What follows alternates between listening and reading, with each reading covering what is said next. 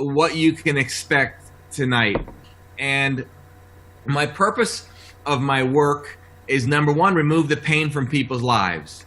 And you might be thinking, what in the world does that have to do with my business? It has a lot to do with their business, because one of the things I have learned is that the problems that people have in their business and their finances is often a reflection of things that are stuck in their emotional hard drive. So here's what I mean by that. Let's say that, one of my premises tonight is to be, we all know usually what we need to do to get more results, but we can't often get ourselves to do it. So if we need to lose weight, quit smoking, increase our income, do more classes, do more prospecting, do more cold calling, all of us know if we did these things, we'd have better lives. So why is it that we know what we need to do, but often we can't get ourselves to do it? Well, if I tell you, pick up the phone and make more phone calls, you will do better. We all know that. But if we're not doing it, why are we not doing it? Well, one of the reasons we may not be doing it is because we might have stuff stuck in what I refer to as our emotional hard drive. And I'm just going to throw some stuff out there. Then later on, we'll do some Q&A, and then we'll go deeper and deeper. So let's say we tell somebody, look, you got to get more, calls in. And we all know the more no's you get, the closer to a yes you are. So if we know this logically, why are we not doing it if in fact we're not? Well, let's say you have an example of somebody you recruit, and you don't know much about this person, you recruit them, but let's say you had a little crystal ball and you find out they got divorced maybe 5 years ago or 10 years ago, and because of that divorce, they now feel that they're not worthy, or they feel a lot of pain from it, they feel rejection. So if we tell them, well, you've got to talk to more people, and we all know the more people you talk to, the more what you get, the more no's you get. This is not a business that every time you talk to somebody says, yes, we know that. That's what makes it challenging, because if it was that easy, who would be doing it? Everybody. So what happens now, we take this person as an example, and they talk to somebody and they get a no, and that feeling of rejection that they feel right now is the exact same feeling they felt 5 years ago when they went through some trauma or went through some challenges. And now what happens is they relive that pain again, and they now associate, well, the more people I talk to, the more no's I'm going to get, the more pain I'm going to have. I don't want to do this, so we'll do the simple way. I'm not saying this is the wrong way, we might go to a craft show or a fair. It's easier for somebody to come to us, but we're not being proactive as we should to get more results. So these are some of the things that we're going to be talking about. And with that being said, Laura, I'll just throw it back to you and see if that brings any questions in your mind, and we'll start taking it from there. Then after Laura and I chat a little bit, I want to do some Q&A. Now, let me tell you what we'll do for the Q&A. The Q&A, we also have some people that are still not paradigm. You could unmute your phone or your iPad or whatever, and then call you if you could unmute. Some of you are still unmuted. So what I'm going to have you do is, as we start communicating and talking, if you have a question, type it into the question box. And then if you do have a question, I will only work with those who are willing to talk to me verbally and communicate, because my eyes are my ears, and I listen by watching you. And you're going to see possibly even some interventions. I do a lot with Dr. Phil's show, The Doctors. This season I'll be on Dr. Oz, so I'm excited about that. And what I help people do is I help people figure out what is stuck in their emotional hard drive and be able to change it very quickly so we can get more results, Laura. Cool. I love that you are the emotional hard drive concept, and I love that you're talking about being stuck and trying to figure out how to tap into that. And right. I love the divorce concept, or people that feeling worthy of where they're of receiving it. We try to coach on a deeper level to try to figure out those spots. Okay, where are you stuck at? And yep. So I love this. So this is great. So thank you. Well, let me tell you what I mean by emotional hard drive, even though most of us understand it. It's kind of like a computer's hard drive. Most of us have been on a computer, you've been typing away, and then as you're typing away, sometimes it responds very slow or not at all. Well, one of the reasons it's doing that is because you have too much stuff stuck in your computer's hard drive. Now, the next question is, how does that happen? We do it all day long, and we don't even know and realize that we're doing it. So here's how it happens. Let's say you're online one day and you want to download a PDF. So you click it once, And if you get like me, you get a little impatient. So what do you do now? You double click it. And without realizing it, we've literally downloaded it 3 times. Now imagine doing this for several months or several years with your computer. Do you think in time your computer's hard drive is going to be filled up with a bunch of unnecessary stuff? Absolutely. Well, our emotional hard drive works the exact same way. If we had something happen to us that, maybe when we were 5 years old, 5 years ago, 5 days ago, every time you relive that negative emotion, what do you think we're doing? We're packing more stuff in our emotional hard drive. And if we don't know how to clean that out and push that out, we're going to mean well and have goals, but all the happy, positive affirmation jumping jacks that we do are not going to be enough to get the job done to push through that. And just to give you, not to bore you, but to give you my story real quickly, I was very successful when I was younger. In my teenage years, I was doing over $100,000 a year as a young entrepreneur. I had gotten married, and then later on, my wife and I, we have a baby. Then she tells me it's not mine. The pain was like, that'll just throw anybody's head off. Then in a time frame of all this, my grandfather and stepfather died of cancer. My uncle was killed in a plane crash. I get a phone call from my mother to let me know my father had just been shot point blank and drowned in his own blood. I could go on and on and on, all by the time I was 21 years old. I share this with you not to get your sympathy, but I want you to know that there's somebody out there that has shared or experienced similar joys in life that you have, and also similar pains. So when I work with people, I really feel their pain. I understand what they're going through. I may not have experienced the exact same pain, but pain is pain is pain. And if I can figure out how to hone into your thought process to remove that, the game changes. And hopefully some of you will be open to being vulnerable tonight with me and the rest of our team here, and I'll show you how to do some of that. You guys ladies didn't know it was going to get this deep, did you? You thought this was just make more phone calls and make more money, right? Surprise! So does that trigger any thoughts from you, Laura? No, I love it. Did you all right, so let's do this.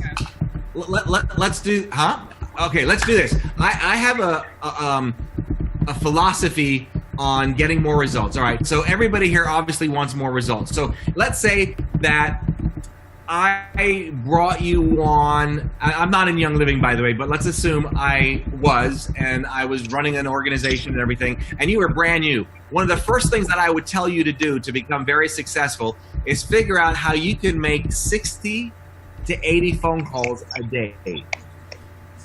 Now, if you were to work for my team, because I hire salespeople for my team, if they don't make up to 80 phone calls a day within the next few days, now if that's somebody that's got experience, take guess what I do with them? I ship them out. Now, I want you to figure out why, if you had 80 people to call or 100 people to call, most of you don't right now, but let's say you did, could you consistently every day make 50 to 80 phone calls every single day, knowing if you did, no question about it, it would grow your business? Does everybody, first of all, believe that if you could make 50 to 80 phone calls a day, it would grow your business? Yes or yes? Yes. Yes, okay? So then, if that's the truth, if that's the case, we need to figure out psychologically what's going in our head that keeps us from doing that. And I tell you, this is why entrepreneurship is probably the most self-revealing opportunity that you can get involved with, because you're going to learn more about yourself than I think anything. I think you'll learn more about yourself than being in a relationship, more about yourself than maybe going to college and school and education. It is the absolute most amazing lesson you can learn. So my question to you is, what is it personally that would stop you from doing that? What's stopping you from making 50 to 80 phone calls if you had those numbers? Somebody is unmuted. I'm sorry, unmuted. If you can make sure you mute yourself for me. So I want you to just listen and hear that. And then now, if you want to start throwing some questions at me, let's start talking a little bit about the process of getting more people into our organization and doing more in sales. Any questions that we could start off with? Because that's where the fun is going to happen when we start doing some Q&A. And we still have somebody that has an unmuted microphone.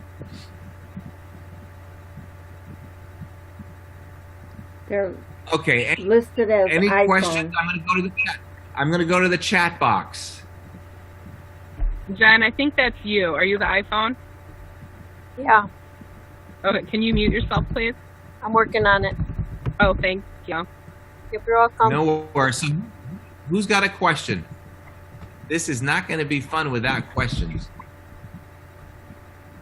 I'm trying. You know, to one of the type. biggest fears that we all have is not being enough.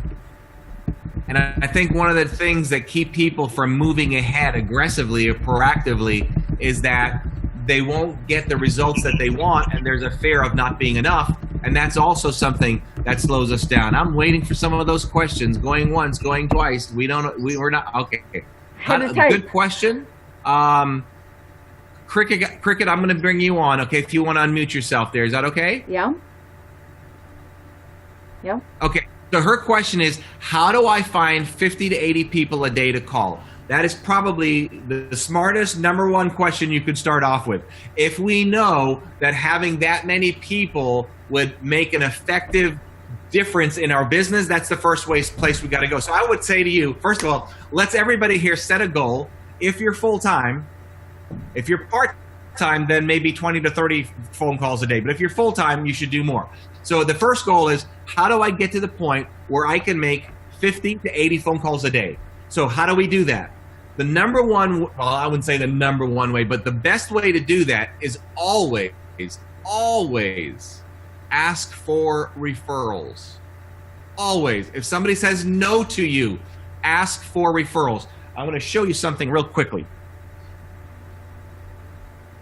I'm presently setting up to train a group of trainers to represent me throughout the country, and they have a kit that they will have. So let's say that you have a meeting. Let's say Cricket has a meeting and Cricket is bringing me in to speak. Here's one of the things I'm going to do when I see Cricket. I'm going to say, hi, Cricket, how you doing? Blah, blah, blah, blah. And then one of the things I'm going to say, Cricket, if I do a good job for you today, will you do me a favor? I'm going to give you this referral sheet. And before I leave, could you please give me a couple names of people that you think might be interested in my work? So first of all, this is just part of my process. I don't just, well, maybe I should ask for a referral. No, I have a folder here. I have checklists. So this part of this checklist is when I meet the decision maker, when I meet Cricket, I'm going to ask her for a referral. I'm going to ask her to write it down, and I'm going to ask her, I would love to get that before I leave. I want it now, all right? So that's one way. And then, of course, there's the normal way. You know, if you don't have any money, you're not going to be able to spend money on Facebook and things like that. So that's one of the next goals. You're going to meet people, but a lot of you get convinced that you're doing a good job by you talk to somebody when you go to a gas station. Not to minimize that, but if that was your strategy, if it was my strategy, I would go to a gas station and put 20 cents in gas and then do it again all day long so I could speak to 50 people all day long. But going to the gas station once a week, speaking to one person when you see him is not enough to be successful. So I want you to divide yourself in two positions here. You're either doing this for a hobby or you're really serious about being successful. And you've got to figure out and be honest with yourself. Which one am I doing here? Where am I really at in this? Am I actually doing this for a hobby, or am I actually doing this to create an incredible future for my family and my friends and those lives of those who I touch? So does that at least get started and help you with that question, Cricket? Yeah, so I guess, and the second part really did it for me, because here's what I was typing before you asked for questions, so I was going to put this in. So I've been retired from a corporate job for 10 years, and I'm really feeling torn between wanting to work hard on my business and wanting to be retired and kind of coast along. Right. So maybe I need to decide this is a hobby, and yeah. So good point.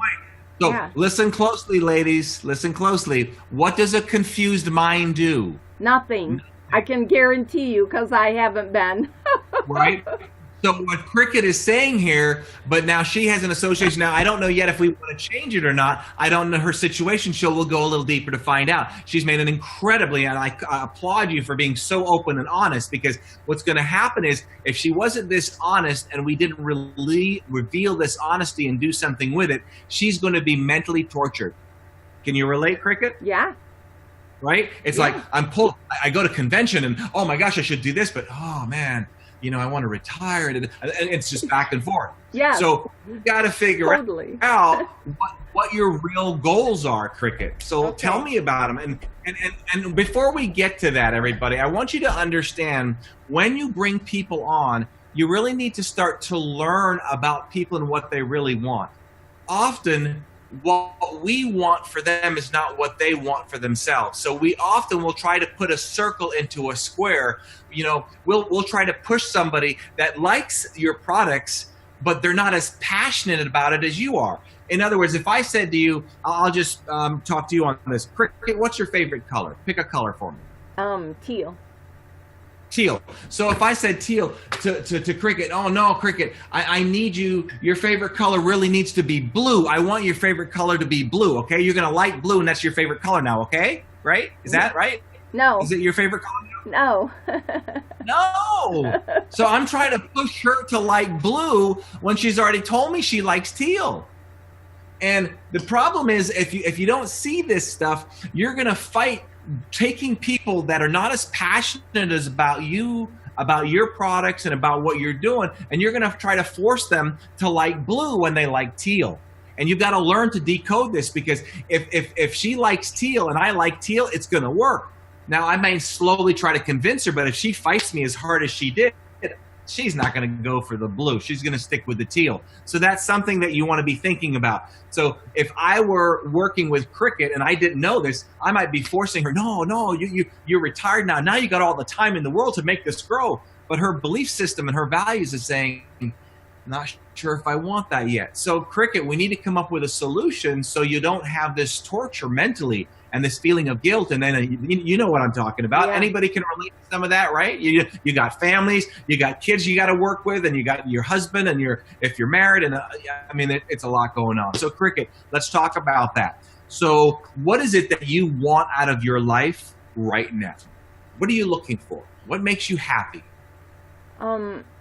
Really, it's helping other people get what they want. So teaching them, answering their questions, that kind of thing. So, if I just was a consultant to all the people that were on my team that wanted to do things, and I didn't have to think about enrolling new people and sponsoring new people, that would be perfect. But then I know if you're not sponsoring people, probably your team's not sponsoring people. So, let me interrupt you right there. So the Okay. first thing that we've got is she likes to help people. All right. So that's definitely a criteria to be in Young Living. This is what this is all about. You're helping people with your products, and you're also helping them with a possible business opportunity. That still does not make her hungry financially to grow a business yet. We still got to get to that point. Just because somebody wants to help somebody, how many times have you wanted to help somebody and you drive past them while they're on the road with a blown tire? We all want to help somebody, right? So now we've got to figure out, okay, she's got the heart and the desire to help somebody. Now we've got to go to the business part, the financial part, the money part, okay? Uh-huh. So let me ask you, where do you want to go financially? She said something. There's something that she said that I'm going to tap into in a little bit. She says she knows growing a business is hard work. And in her mind, she's bought the belief that I've already paid my dues. I don't want any more hard work. So that's something that we're going to put in a corner and we're going to deal with in just a moment. If we don't change that belief system, she's not going to work any harder. But we may not want to change the belief system. So I don't know that yet, but we'll get to that soon. Okay. So let's figure out financially where we want to go. What are your real goals financially?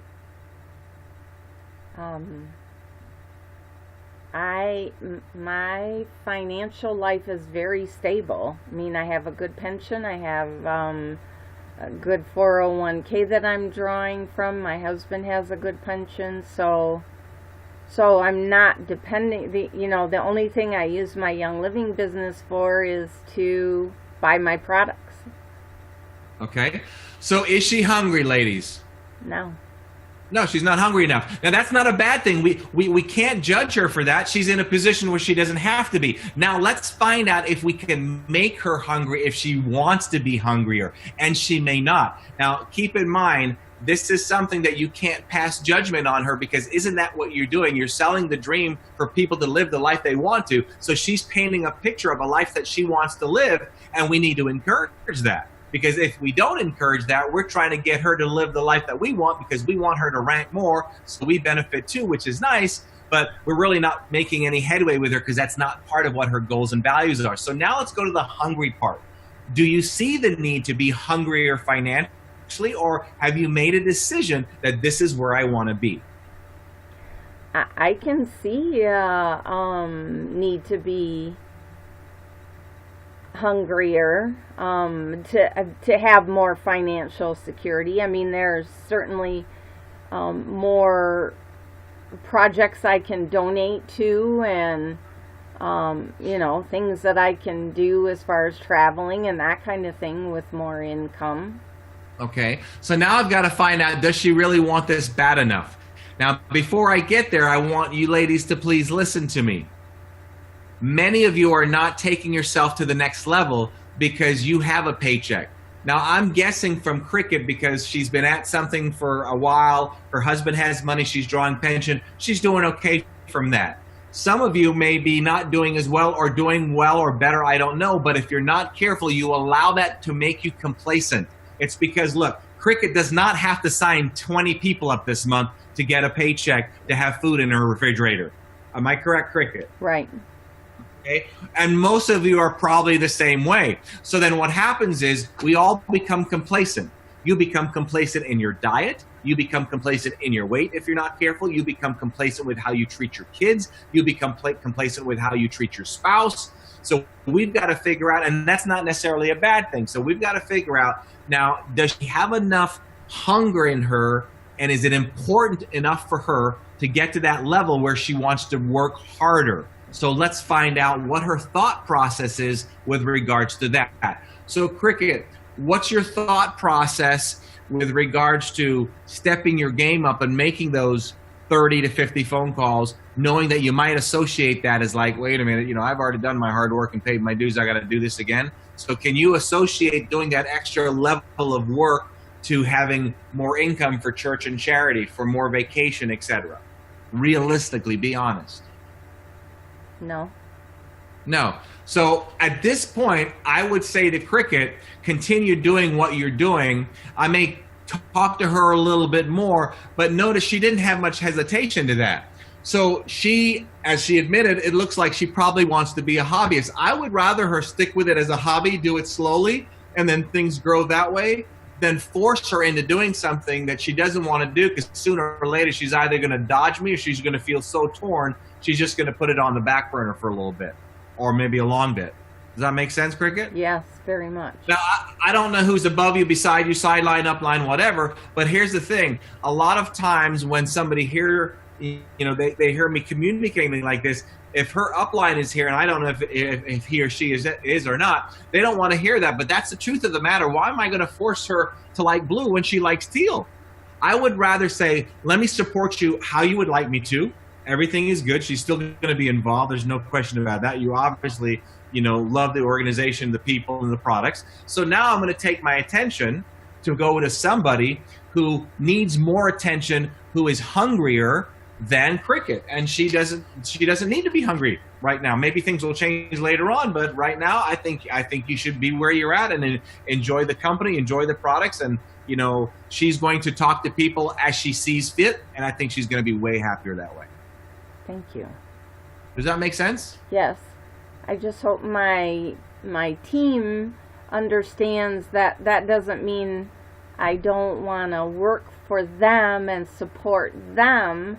It's just that I'm willing to come out and do classes still. I'm willing to travel still.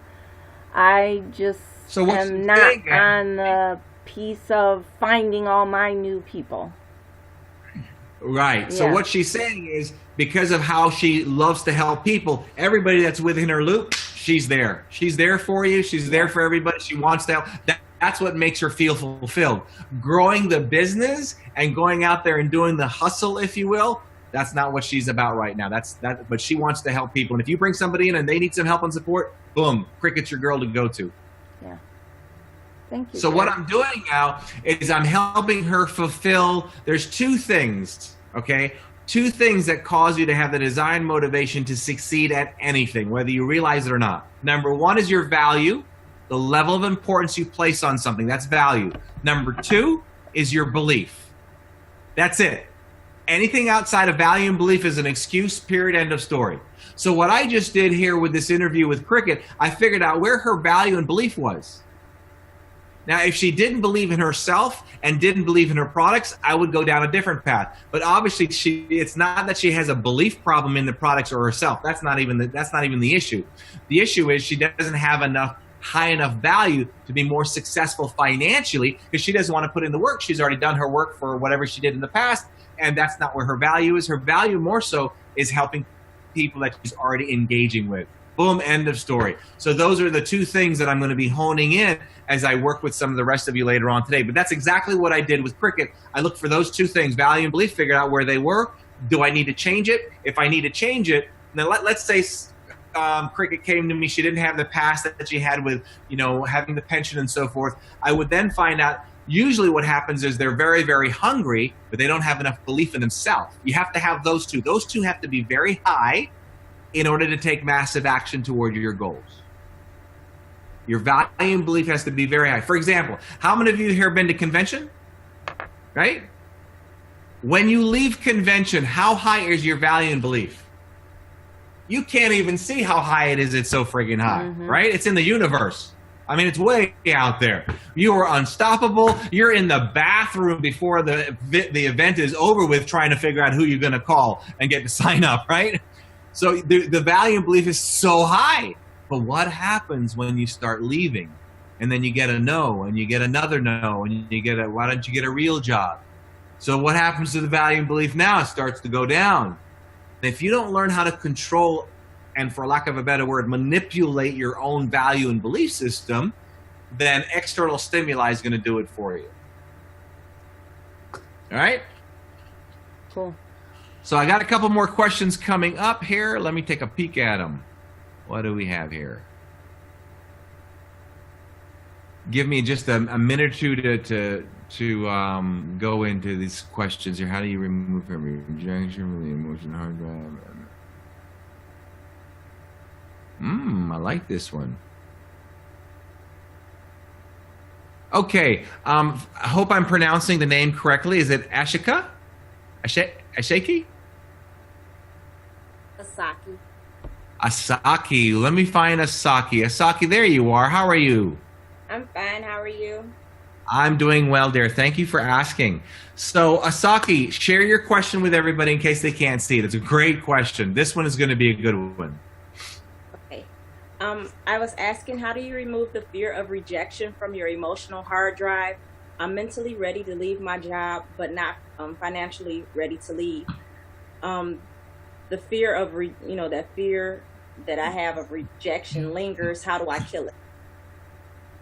Okay, so here's how I answer this question. Number one, this is what I love Zoom, and I love the size of the group we have, because I'm going to go in and I'm going to find out what's in Akisha's head. Am I saying it right? Asaki. Asaki. Let me write that down. Oh, Asaki, I got it now. See, I don't even drink, but I'm going to remember that one. All right. Now, okay, so normally you could just say something, well, you have to crush your fear. Well, that's not going to be enough for her to quit her job.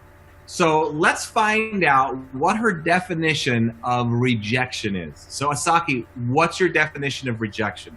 Where is it that you feel the most rejected, and what does it feel like? Oh, boy. When I talk to people about the oils, I always get this, oh, that costs too much, or I don't know about that, or it always seems like it's more of they don't want to make that health change. They want to talk about the change, but when I give them the answer, they don't want to make the change. Okay. So it always seems like I have a roadblock with them. Okay. So what I'm going to do now is I'm going to figure out if it's really a problem with she has a fear of rejection. Right now, I'm seeing something else. What I'm seeing right now, and I don't know if it's accurate yet, it's definitely, there's truth to it, but I don't know if it's enough to get her to the next level, but it will definitely help. What your challenge is right now is the inability to close a sale effectively. Okay, so I don't want to get off course here, but I'm going to give you 4 quick things. Then I'm going to go to Asaki and go back to her specific situation. There's 4 things if you want to be very successful in sales, whether you want to call this or not. It's sales. Just let's call it a spade a spade. So number 1, you have to have your pipeline filled up. So what does that mean? You got to have those 20, 50, 80 people to call. The second thing, you must be able to be massively persistent. Number 3 is follow-up. And number 4 is close the sale. I'll repeat those. Number 1, pipeline. Number 2, persistent. Number 3, follow-up. And number 4, close the sale. So if I were to ask you on a scale of 1 to 10, 10 being the highest, where are you individually on how big is your pipeline? So then, if you want to be successful, and I said to you, okay, let's go sit down for 2 hours and make phone calls, and you only have 3 people to call, we have a problem. So what's our first goal? Start filling in the what? Filling in the pipeline. Like I said when we were talking to Cricket, we got to get more referrals. Do we have a little bit of money? We can do some advertising, something. We got to figure that out. Number 2, we have to be able to be persistent. Then number 3, follow-up. And then 4, close the sale. Which one out of these 4 are psychological? Which one out of these 4 are head games? Number 2, 3, and 4, those 3 are all head games. Are they not? Why are we not persistent and why do we not follow up enough? Well, if I keep calling them, I might bug them. What if they're really not interested? You know, I've already called them once. If they were interested, they'd call me back again. And you buy into this stuff and it keeps you from being persistent and following up. And the other one is, why do you not close the sale enough? One of the reasons is I don't want to sound like I'm pushy. Okay, all these things start going in our head. Now, remember this. For every belief you act on, you get a result. For every belief you act on, you get a result. So if we have a result over here, it can be in anything in life. If we have a result over here that we're not happy with, and we want to get more results, we have to change the way we believe. We look at things, have to. So if we believe that if I call this person again, or if they say no, and I try to overcome the objection, and if I do that and I believe I'm too pushy, for every belief I act on, I get a result. If I believe I'm too pushy and don't want to be pushy, will I try to overcome the objection? No. Will that in turn increase my sales? No. So what do I need to do? I need to figure out how to deal with that belief system to change it in such a way that it can allow me to overcome the objection and make the sale. Does that make sense? Mm-hmm. It makes sense. So in this particular instance, I think so far, we're going to go deeper, I think it's a lack of confidence in your ability to close the sale. You call it a roadblock. It's not a roadblock. It's that you haven't done enough studying on yourself on how to close the sale. So example, if you said to me, and I don't know your industry, so I'll may say something different or whatever, but if you said to me, the product is too expensive or those oils are too expensive, I may say something like, can I ask you a question? How much is your health worth?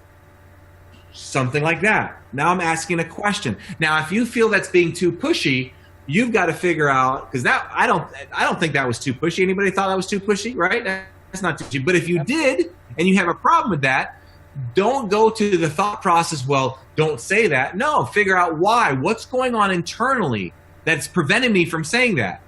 Maybe you had an experience 20 years ago. I don't know that yet, okay? So that would be the first thing I would tell you to do. Now, let me ask you this. If your value and belief were high enough in your ability to sell, close, run your business, would you be able to quit your job today? Yes. Yes. So what is it really? We've got to figure out then, what do we need to do to increase your value and belief? Because did you get to go to convention this year? No. Have you been before? Not to Utah, no.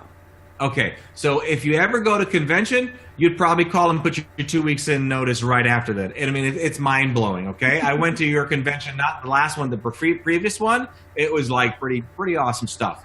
So you've got to figure out what's it going to take for you to get your value and belief higher. So ladies, one of the things I'm going to encourage you to do is, what do I need to do to get my value and belief higher, that when I do make 50 phone calls, I don't feel the rejection so much where I can't do this anymore?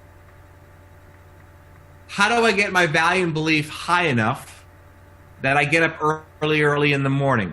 See, I don't use an alarm to get up in the morning. The only time I use an alarm to get up, if I have to get up about 4:30, I might use an alarm. So what I'm telling you is, the higher my value and belief is overall in my life, the earlier I get up in the morning. Does that make sense? It's similar if I said to you, I'm going to take you, everybody, I'm going to put you in my airplane Thursday morning. I'm going to pick you up in my airplane. I'm going to fly you to the Bahamas for 4 days, all expenses paid. Do you think you could do 5 days worth of work Monday through Friday in 3 days to be ready first thing Thursday morning for that trip for me to pick you up? Absolutely. So what happens is there's something motivating you to make you do 5 days worth of work in 3 days. You've got to figure out, how do you take a vacation in your mind every Thursday so you can do 5 days worth of work in 3 days? Now, let's shift gears just a little bit, Asaki, with regards to your finances. What I would like you to do, without having to share it out loud verbally, I would like you to write down on a piece of paper how much money that you would need a year to make in Young Living where you could quit your job. Can you write that number down? Then I want you to divide that by 12 so we know how much that is a month.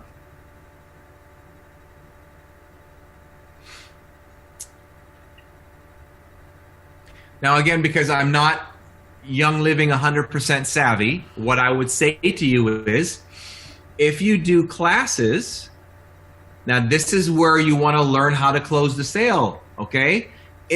Let's say if I was on Young Living, right, and I had a class and I had 10 people at my class, I would count how many people are at the class, and when I'm done and I'm out of there, I'm going to figure out how many of those 10 people did I close. And if I can average 30%, and by the way, 30% is good, and let's say I make X amount of dollars on each one of those, then I'm going to be able to predict how many classes I need to have for me to do in a week to close a certain amount to match my income. That would now be your number one goal. So then, what's the activity that you're going to have to do to have that many classes? And if you're not doing the activity, what's going on in your head that's keeping you from doing the activity? Because if you don't figure that out and solve that, then you will probably take years to get to your goal, if at all. That make sense? Sorry, I put myself back on mute. Yes, it makes That's sense. okay. So what would that look for? How much activity do you do now? How many people do you call in a day? Be honest with me.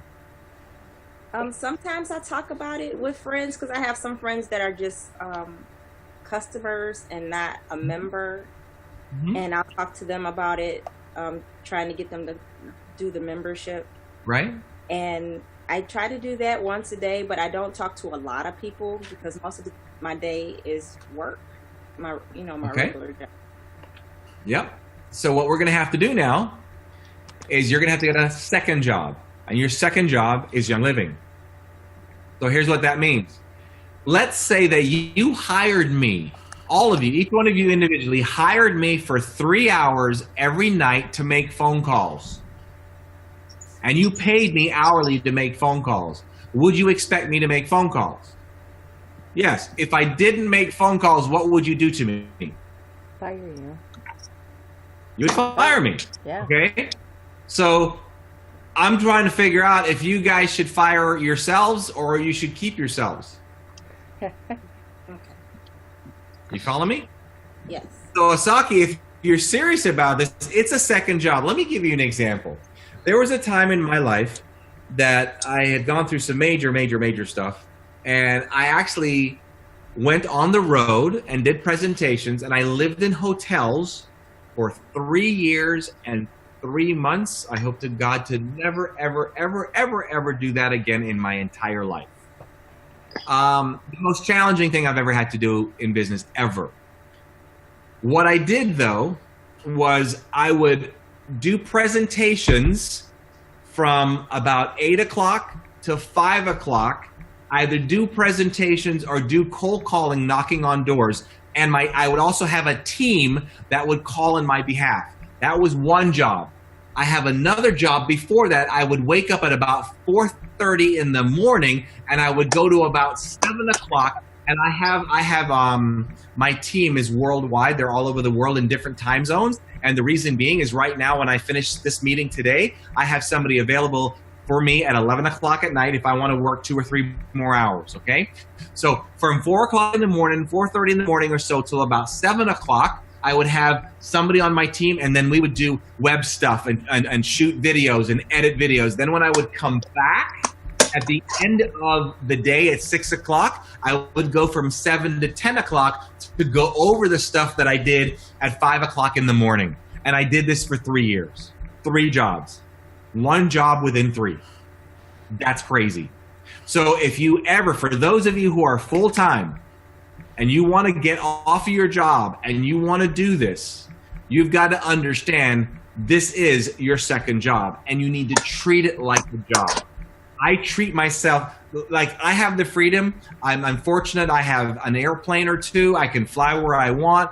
Just because I have my own company, my work ethics do not change. I mean, if you ever see me on story, one of my stories a day or so ago on Instagram, you saw me say at 3:33 a.m., good morning.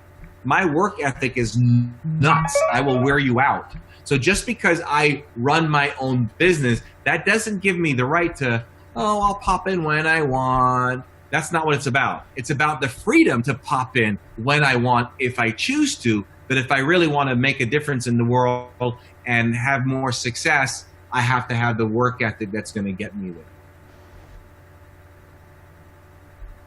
How many of you feeling like I might be kindly slapping you in the face?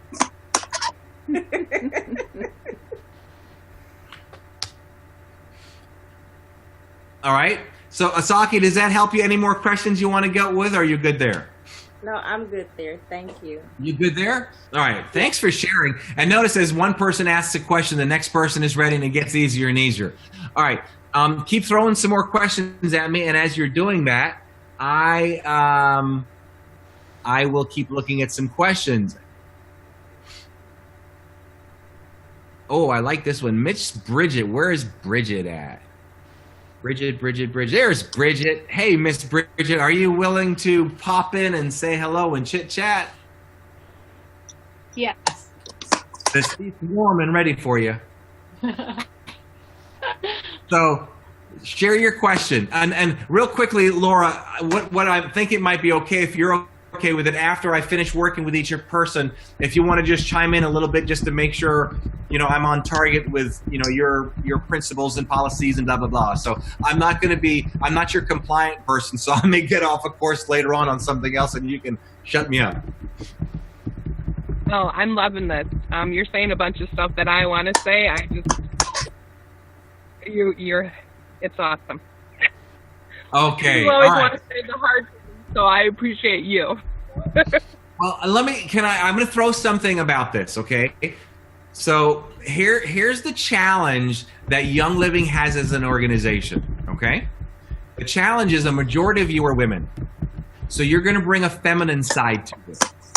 You also have to have a masculine side. Like if you ever come to my seminars, you'll see that, yes, I'm masculine, but I also have to bring a feminine side to it. So the masculine side says, go get it, make it happen, just knock out, whatever happens, go through. The feminine side is the nurturing, the caring part. So you have to have a mixture of both, But if you have one that's way overboard than the other, then you don't have that happy medium, okay? So you've got to figure out, where do you bring in a little bit of that masculinity as well, just as much as I have to figure out when I'm working with people, I've got to bring in some of that feminine quality, because we both have, we all have both. It's depending on how much you use it and where you're using it and what you're using, okay? So something to think about. Okay, Miss Bridget, we did not forget you. Fire away. What is your question? Well, I like doing vendor events. I'm not good at making phone calls, and I think it's because I'm not a real personable person. I'm a hard worker. I give 110% with everything I do. I love to work. I have a regular job, but I love young living too. And, I just do lots of different jobs, and I like it, but I'm not personable sometimes, and I think that stops me from making the phone calls. And but you're okay doing events? You're okay doing events? I love them. Okay. I love talking to people. What you've just witnessed is Bridget lying to all of us. Joe. Bridget, how can you say you love doing events and you're not a people person, but you don't want to get on the phone? I'm not personable. You're not personable, but you love events. Are you kidding me? You have to be personable. What she's saying is, I don't like the rejection from the phone, so it's easier for me to do events and let people come to me. Yeah, okay. Now that we have the truth, okay. I'm kidding you, but I'm also serious, right? So yeah, I know. Where I would go is understanding your business, ladies and gentlemen. I saw a couple guys or a guy or two come in.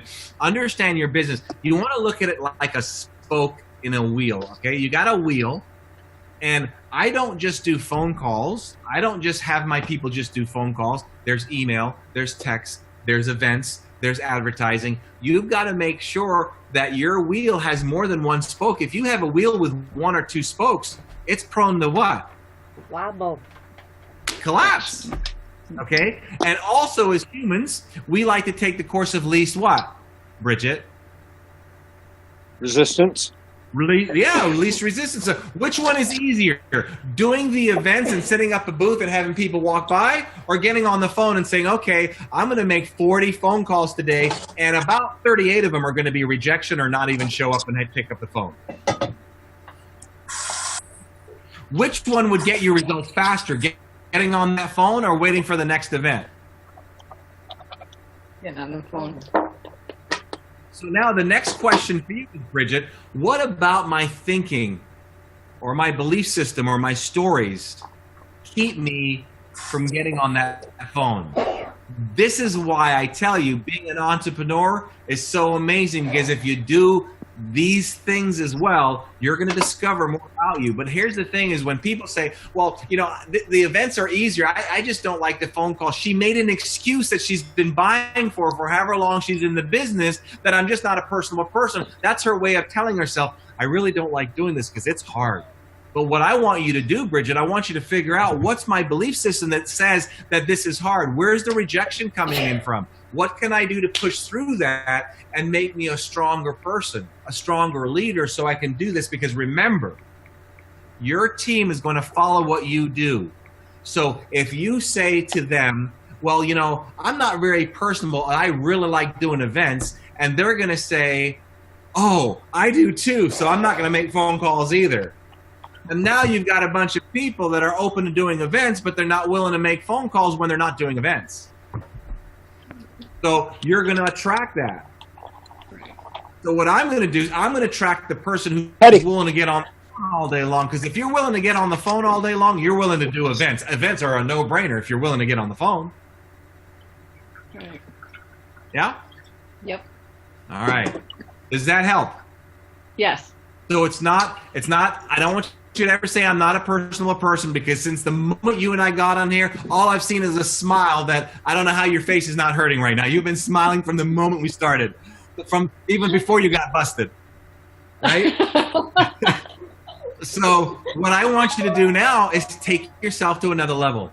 Let's have a great talk with Bridget and figure out, okay, what is it that makes me feel rejected? What is it that keeps me from picking that up phone again and talking or trying another person 3 or 4 times? By the way, 80%, check this out, 80% of sales are made between the 5th and 12th attempt. So if you try 1 or 2 times, that's why we're not making 80% more money. Okay? Now, it doesn't mean you have to call people and harass them all the time. You can start off with the phone first phone call. Somebody picks up, you can say to them, hey, this is Bridget, da-da-da, do your little spiel. And if they show a little bit of interest, you can say, look, I want you to know up front, I am so passionate about what I do. If I err, it's probably trying to call you too much than too little, so forgive me if I do that. Is that okay? Oh, sure, okay. You just gave yourself permission to call them a bunch of times. It's all in how you work the game, ladies and gentlemen. You got to learn how to work it right. Okay? So here's another one I'll do. I'll call somebody up, and you know what they do. They go into the witness protection program, right? You call them and call them, you never hear from them again. So I will joke with them, and I'll say that. I'll say, hey, Bob, you know, I know you're busy. I know I'm busy, but do me a favor. You tell me to call you back. You're not in the witness protection program, are you? And they'll chuckle a little bit. And I'll say, you know, here's what I mean, because, you know, every time I try to call people, sometimes they like disappear. I would rather you just tell me right up front, hey, Gary, fall off the face of the earth, or yeah, I'm interested. And I'll literally say that. I do it in a joking, jovial, fun voice, so I'm not being, you know, coming and calling like hopefully like a jerk or anything like that. But these are things that if you're planning, so now because I plan to make phone calls many times to that person, I'm going to set my thinking up to make that happen. But if you're not even going down that dynamic, you're not even going to think about how to make that work. You follow me? Yeah? Yeah. All right? Yep.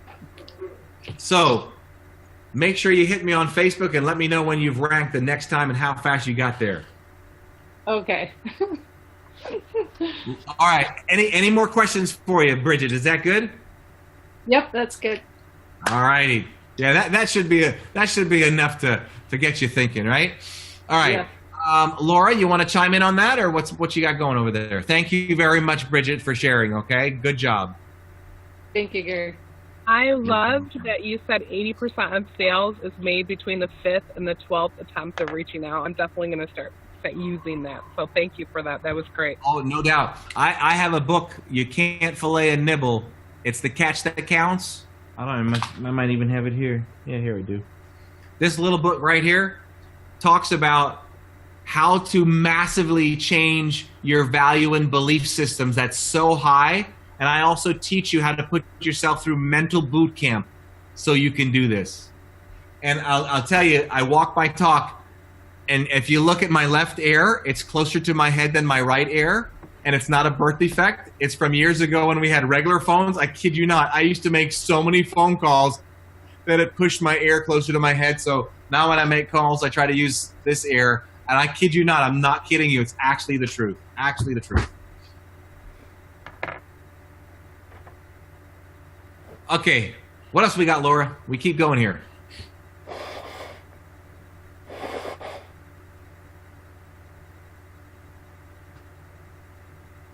You want me to just pick another question? I need some more questions, ladies and gents. Yeah, Throw some let's more. go with Deb Slavacek. I would like for you to talk to her. Where is Deb? Deb, let's find Deb. Pop on, Deb.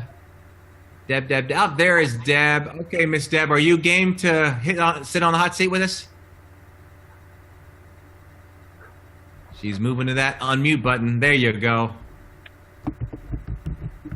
Yeah. Deb, how are you, Deb? Good, thank you.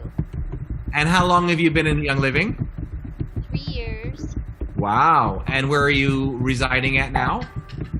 Where I'm in Michigan, Southwest Michigan, and Okay. I am a silver, but I'm having trouble maintaining silver lately. Okay. So my first thing, I know right away why she's having problems maintaining silver. She's not taking enough what? Action. Right? Yeah. It's all about action. So let's go to your question. Go ahead and read your question for us, Deb, if you don't mind, please. I have a fear of rejection, and I have the belief that others probably won't have the same love of these products as I do. And you're absolutely right. Uh-huh. But not everybody won't love them. Other people will. See, this is why sales are hard, because not everybody's going to love what you've got. So that's why you have to play the what game, everybody? The numbers game.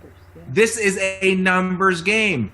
So what you have to be careful of, though, remember what I said earlier, Deb, for every belief we act on, we get a result. Always remember this. If you know what your goals are, if you have a specific goal, right? And if you have a belief that's not in harmony with that goal, so let's read that again, Deb. All right. First of all, what's your goal? Give me a goal that you have with your business. I would like to be making $3,000 a month, and then that way that I could quit my job. Okay, excellent. All right. So now read your question again. I have a fear of rejection, and I have the belief that others probably won't have the same love of these products as I do. Listen to this closely. You want to write this down. Your brain will validate all of your beliefs, whether they are right or wrong. Let me repeat that. Your brain will validate all of your beliefs, whether they are right or wrong. So Deb has this belief that says they're probably not going to love these products as much as I do. So Deb talks to somebody and they go, no, that's stupid. And now her brain goes, see, I was right. They don't love the product as much as I do. So does that make her want to go to talk to somebody else to find out the same thing again? Not at all. So what happens is if your brain is going to validate that belief, it's going to look for people who say no. And it's going to validate, see, Deb, you're right. Yep, you're absolutely right. They're not going to love it. So now why is Deb going to keep going forward? Because they're not going to love it anyway, so why bother? So that keeps her from having and taking activity. Is this belief in harmony with your goal of your next level of $3,000 a month? No. So what's the first thing that we need to do, Deb? Change my belief system. How do you do that? Change your belief system, period, end of story, okay? So now, instead of her going, well, first of all, she's aware of what the belief is, all right? Second, now we got to change the belief.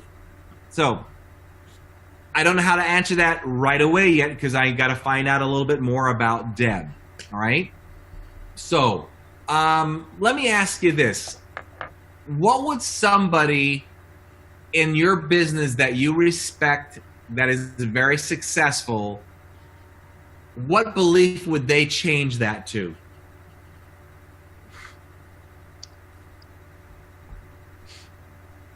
That there are others out there that are interested in what I have to offer.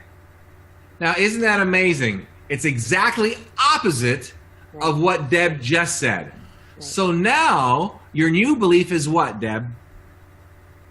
That there are other people out there that want what I have. Write that down for me. I want you to write that down. And if anybody needs to change that belief to what Deb is sharing, let's write it down if you have the same challenge she does. Let me know when you have it written down, Deb.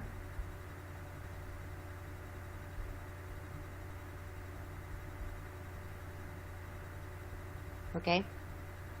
Repeat it for me. There are other people out there that want what I have to offer. This is just a numbers game. Add that. This is just a numbers game.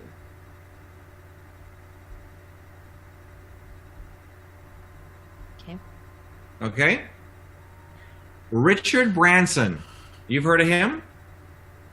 Yes. Virgin Atlantic Airways, Virgin Records. He has a goal to put you into a spaceship that doesn't exist and take you in a spaceship to where? Space. Right. $200,000 a ticket he's getting for that. You know how many people I've heard rumored are in line for this? 40,000 people. And you're worrying about somebody spending $100 and something for a starter kit. Right. How many people on the planet? Billions. 7 billion people. 7 billion people. So this is the type of thinking you have to do. Now, here's another belief I want you to buy into, okay? Unfortunately, as humans, we have a tendency to be a slave to our feelings, not a leader of them. Yeah. So what happens is you try to do this new belief. This new belief tells you when somebody says no to you and you feel rejected, here's the new belief that you want to buy into, everybody. Get ready to write this down, Deb. Ready? Yep. When my feelings are not in harmony with my goals, ignore my feelings. When my feelings are not in harmony with my goals, ignore my feelings. What feelings, Deb? The feelings of rejection, that they're not going to like it when it's not in harmony with my goals, ignore my feelings. How do you ignore your feelings? How are you going to ignore your feelings in this particular case? Let me ask you this. How do you reward the present belief? The answer will be the opposite. So how do you reward the present belief that you're using now? By signing up more people. No, the opposite. I want you to go back to your old belief. How do you reward your old belief? Now. How do you reward it now? By attracting people that are going to reject me. No, maybe I'm not explaining the question right. Look at your old belief. Remember what your old belief is. Yep. How do you reward your old belief? What have you been doing to reward that? Feeling rejected, I guess. And how do you reward feeling rejected?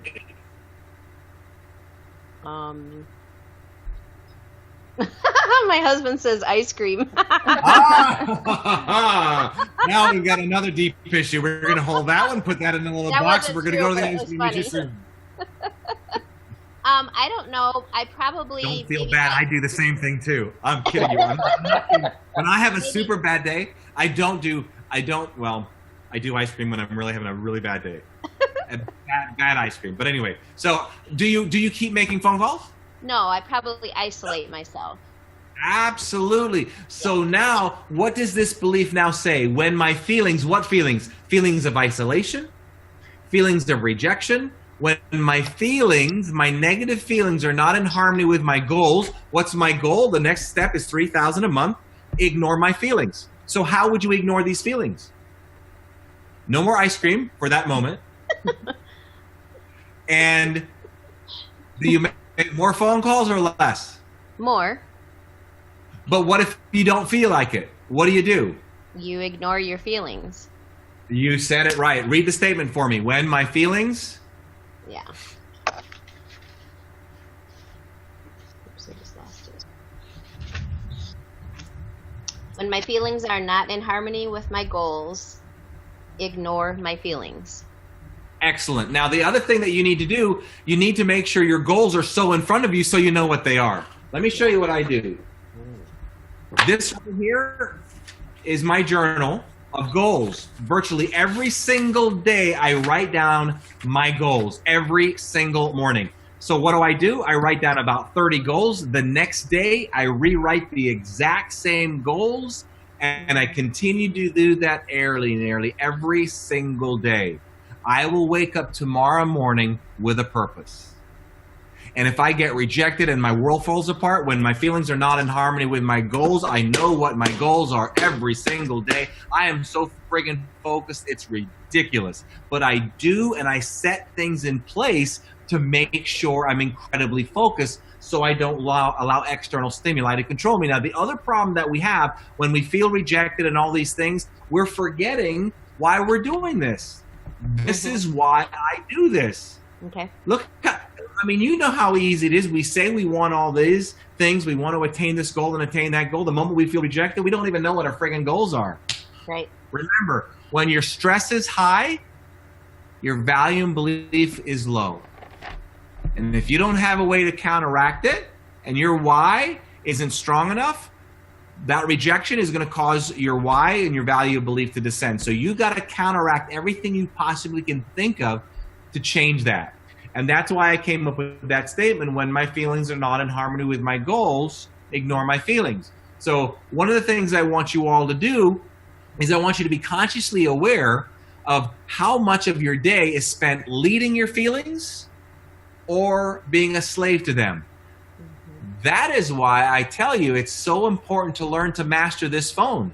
because you're going to have a tendency to be a slave to the feelings of the rejection and the stories that are going to come up in your head that are all a bunch of baloney because you're making them up. And that's going to help you counteract that. This is how you become stronger and stronger. And then after you push through it and you see a result, then you connect that together. What happens is, especially with people who don't do this enough, you do it enough to hate it. So here's what that means. You talk to one person, the odds are going to tell you you're going to get more no's than yes. So now you talk to one person, you let that stew in your mind, and you're going to need every amount of energy you possibly can to try to pick up the phone, even though it's the same weight it was when they manufactured it. Right. Because you gave yourself 24 hours to have this junk in your head over and over. But if you put yourself on a little mental marathon, and I don't care if you do it for 10 minutes.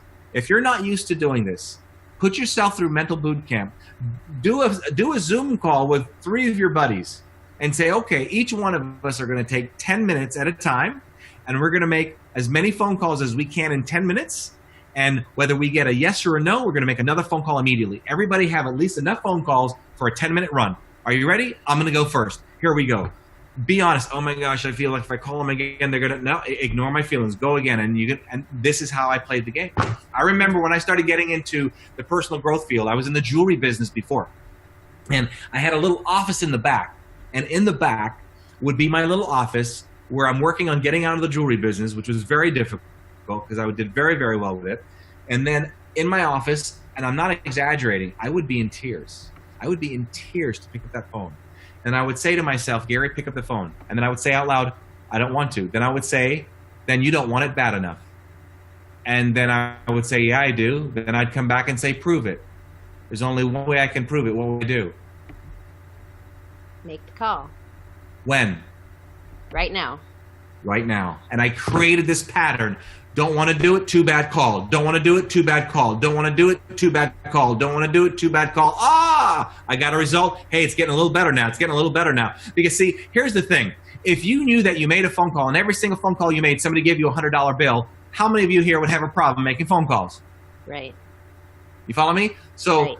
Overall, it probably might average that if you stick with it because you have so much potential to grow and make so much in your business here. But we don't think about that. We think about this other stuff, the rejection and the pain. Now, what we haven't done, and I don't see that as being a problem with you at this point, and I might find somebody later on in our conversations today, but maybe there's something that, you know, I've had people that go through major trauma, that because of their major trauma, that's where the rejection really is, and they just can't handle that. I don't really see that with you right now, but if I did, we would, you know, we may go something deeper. I mean, way deeper. So does that help so far? Yep, Good? it does. Thank you. All right.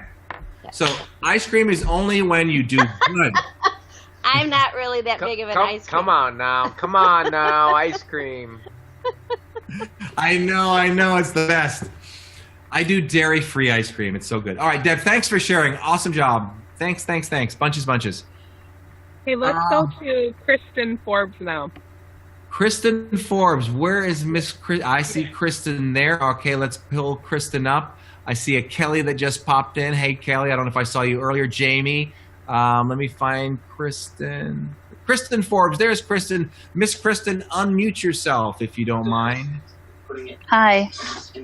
Hey, Kristen, how are you? Good. How are you? I'm doing well. Thanks for asking. So, what part of the world are you in? I'm in Kentucky by Fort Knox. Kentucky. All righty. And somebody's still not muted. If you could keep an eye on that for me. All right. So, Kristen, let's share your question. Okay. I have to find it. Kristen, do you have the TV on? I think it's your background. Oh, yeah. Hold on a second. Delane, I need you to pause your TV, please. Now. No minutes. Now. Now means what? No waiting. Get on that phone. Hurry up right now. Thank you. Okay. So my question is I've done other direct sales things in the past and stuff. And in my experience, I've always heard, don't look at the money aspect of things because when people see that all you're looking for is to make money from them, they're not going to be interested. So my question is how do you kind of overcome that? Because I heard you earlier saying that you need to have that goal of what you want financially. And then my other thing is so just 2 years ago I got divorced, and granted my kids are all teenagers, but now being a single parent, I always feel guilty when not like giving what little free time I have with them. So how do I overcome that in order to work my Young Living business? You plan to work me today, don't you? All right, let's divide it. We're going to divide this into 2 questions, okay? The first one, give me the first one. You've heard. The first one was in prior direct sales, I've heard not to focus on the money aspect of things. But if that's the case, how do we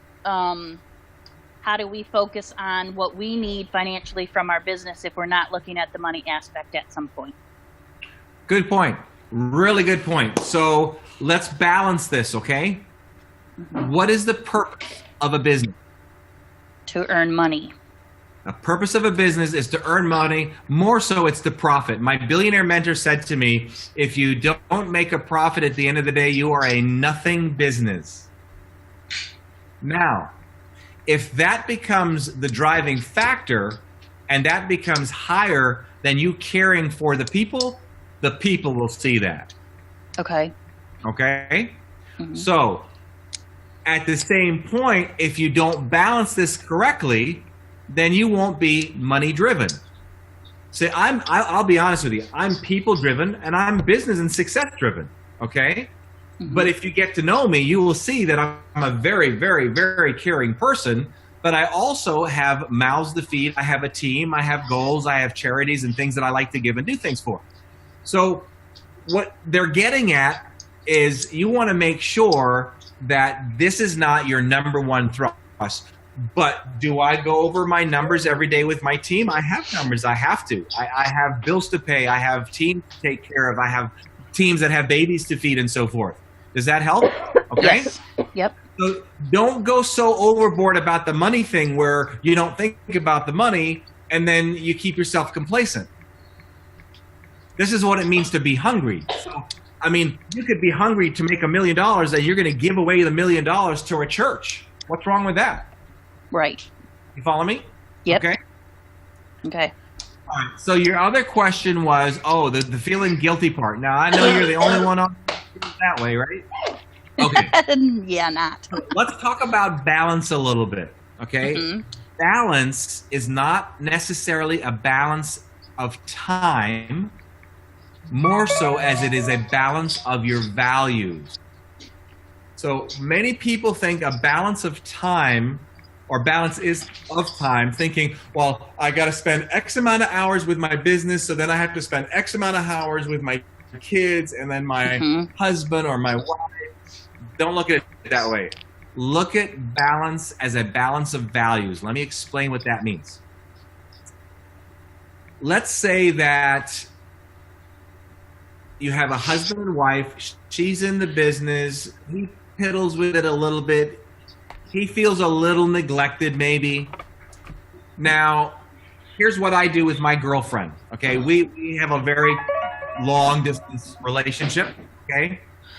So what I do to make her know that she's a priority, she's the only person that's in my loop that calls me without texting me. Everybody on my team will always text me first. They know to text me first because I may be in a meeting or something else. If she called me right now, you know what I would do? I'd pick up the phone and say, hey, honey, I'm doing this awesome meeting with Young Living. And you know why I do that? For one main reason, to let her know she's a priority over everything that I do. Now, if I let her know that now, don't tell her this, she already knows. That's going to be good for about 2 or 3 days. You see where I'm going? If she knows and she feels that she's a priority, I don't have to tell her every moment and I have to follow her all day long and let her know she's a priority. I do specific things she knows beyond a shadow of a doubt she's a priority. So that doesn't mean if I spend 3 hours with you, I got to go spend 3 hours with her. All I need to do is whatever it takes to make her feel like a priority. So in your case, with your kids, in this particular case, they've got to feel like they're a priority. Now, how would you do that? Each kid might be different. If they're very young, you cannot tell a 3-year-old, okay, little honey, I'm going to work for 4 days straight today, and on the 5th day, I'm going to spend half the day with you. That's not going to work for a 3-year-old, okay? That might work for a teenager, or that might work for a spouse, but it will not work for a 3-year-old. So that's going to be a little different dynamic. Your teenagers, you may find out what is it from them that they want from you. What is it that they want from you to feel that you're putting them first still? And it's got to be balanced so that they can't say, well, I want you to quit all your jobs and spend 24/7 with us. That's not reasonable. So you've got to figure out what's reasonable. And then you've got to figure out, remember, it's not necessarily like a spouse. The spouse doesn't necessarily want all the time, even though time is important. They want to feel like they're a priority. So there's certain things that we have to do that makes them feel like a priority. It could be time. It could be a touch. It could be a rose. It could be a thank you card. It could be a note on the way to work. You snuck in a note in their lunchbox. It could be a number of different things. That's what they're looking for. So we've got to figure out what is it that your teenagers are looking for and do our very best to give that to him.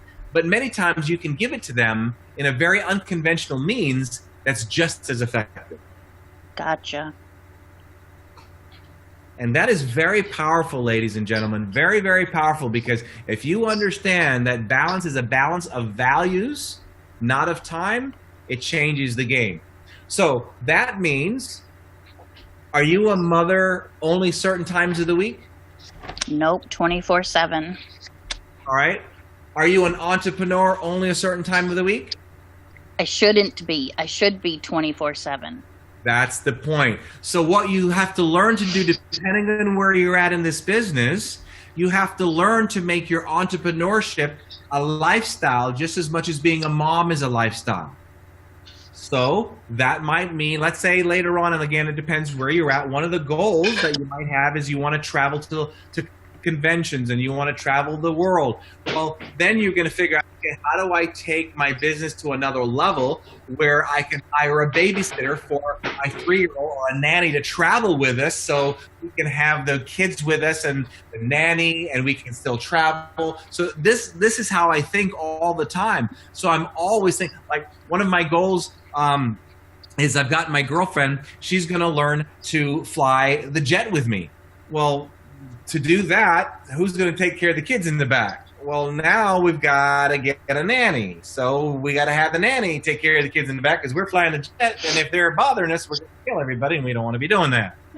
But if you're thinking this way, it makes it more fun and exciting, and you dream bigger. So you just got to figure out, what is it? So let's go back to that. What is it that your kids want from you? Don't just say time. It might be attention. It's always typically with kids, attention. And if that's the case, how can you give them attention in a very creative way outside of having to give them tons of time? They may be at the age, there's other things that you can do for them, or a specific thing that they want to do. If you say, look, I'm going to go for a solid week and we're going to make this much money, and we're going to take half of that money, and we're going to go buy that, whatever you wanted to do, or we're going to go visit that national park as a family. So now everybody is in the game together. Right, yeah. Have a conversation with me on how you might massage that within your family. Well, you kind of hit it, I think, on the head when, like, my son is in football, so, like, he's been after me to go shopping with him to get new cleats and his girdle and all that. So it's just a matter of taking little chunks of time out of my week, and I think specifically spending it with each individual child versus kind of throwing everybody together. Okay, so I've got an idea for you, and I don't know if this is going to work, but I want to show you how to be creative. Let's say you knew exactly the kind of cleat he wanted, okay? Assuming. What I would consider doing is giving somebody in your family the money to go get it and put it in a really cool package as a gift and put it at the door or in his room when he comes home. Now he knows that you thought about him without even him having to say anything more to you, and you just blew him away. He's just going to think you're the coolest mom ever. If that's the type of thing that would work for him. You follow me? Yep, I do. So this is where I'm saying be really, really creative on how you do this. If you make this fun, all they need to know is Mommy cares about me. It doesn't have to be an hour. It could be 5 minutes. It could be an hour, maybe not 3, maybe 3, not 8. I don't know. But don't go conventionally for this. Understand if you hit their heart the right way, it could be a totally different avenue than you expected. But be creative about it, and it's a game changer. Example, if a woman does not need a dozen roses. A woman is happy with one rose if she knows that you went out of your way to give her one rose. She knows that you thought about her and you care. She doesn't need a dozen. It's not going to hurt, but just that one rose is enough to make, oh my gosh, this guy thinks about me. Right. So just work those values smarter. Okay. Okay? All right. And what that Thank you. does, instead of you walking around feeling guilty, again, if you've got 2 confusing beliefs, I need to work my business, I need to take care of my kids, what's going to happen? A confused mind does what? Nothing. So this keeps the confusion out of it, and now you're being proactive for your business and your family, and everybody wins. Okay, great. Thank you. Okay? Any other questions, or is that good for you? I think that's good. All righty. Laura, chime in, and we'll go ahead and get some more. I think that was excellent, Kristen. I think I have found when I've been coaching people is if you can use your kids as your why instead of your excuse, that has been so helpful for people. Just use them as your why. Like, what is it that what is your why and what are you going for? So that's always helped. That's if you like your kids. We have to put that disclaimer. No, that's very important. I think there were some questions about the phone calls Okay. between Steve and Laura Wallace. I don't know if those are 2 different things, but why don't we go with Steve and then we'll do Laura Wallace. Yeah, Steve? Where's Steve Hey, at? right here. Let me find you, Steve. I hear you, Steve. Slide over here. There's Steve. Steve, how you doing, buddy? I'm well, Gary. How are you? I'm doing well, thank you. What part of the world are you checking in from? I'm in Western Kentucky. Western Kentucky. So fire away with your question, boss. Hey, I was just a little late on the call, so I apologize for that. But I didn't know the calls you're speaking of were mainly care calls, as we call them in Young Living, or prospecting calls. What kind of calls you were talking about? I have no problem with rejection, so I don't mind doing calls. That's a good question. The calls that I'm mostly referring to are calls that will grow your business, bringing on more business and more prospecting. But care calls are important too because you're nurturing that person. But which one is easier, a cold call or a care call? A care call. So if you're not careful, you'll take the course of least resistance and you'll use an excuse in your mind to do all the care calls you can, making you think that you're doing really well because you're making a lot of calls, but you're not doing the stuff that really takes that mental change and get the next level going. Make sense? Right. Does, yep. All right. Does that, any other questions? No, you ask which one is easier. I think cold calls are easier because you have no connection yet. Well, that's rare. So if you have that and that's easier for you, I would jump on that like white on rice, Steve. Okay. And then if that's an easy thing for you, make sure you're in a dynamic closer. Close the sale, because if you have no problem making cold calls, the next step for you is make sure you know how to close a sale, because man, you'll take your business to a whole nother level really fast. That's an area I've never thought about trying, so I'll map out some ideas on that. Thank you. Yeah, because I had a guy come up to me once. I also do a lot of stuff with the car business, and a guy comes up to me in the parking lot and he says, Gary, man, I'm a great closer, but he doesn't have any prospects. He doesn't follow up. Well, what good are you as a closer if you don't follow up, if you don't have any prospects? What good are you if you cold call and have prospects but you don't close? So that's why you got to focus on all 4 of those things. Again, I'll repeat them. Fill up your pipeline, make sure you're persistent, make sure you follow up, and close the sale. Those 4 things will put you in another zip code. Thank you. And then ask yourself on a scale of 1 to 10, if you guys have written this down, to the right of each one of those words, scale of 1 to 10, where are you? 10 being the highest. Where am I on a scale of 1 to 10 on prospecting? How big is my pipeline? Number 2, how persistent am I? Really, on a scale of 1 to 10. Be honest with yourself. Do that for follow-up and for cold call. Your goal now is to figure out how to master the head game to get yourself to a 10 on all of those. If you do that, that's a 6-figure income.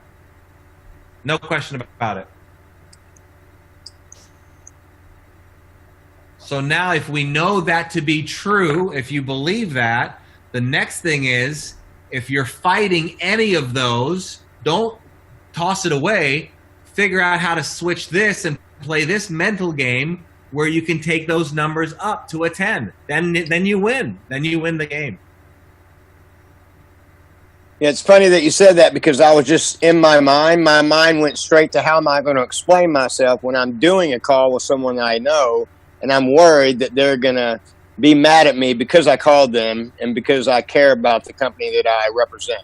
So I realize I've got to turn that when you talk about the feelings, you got to turn that off, shut that door. So that makes a lot of sense. Watch those stories, ladies and gentlemen. Those stories will kill you. I've got a guy.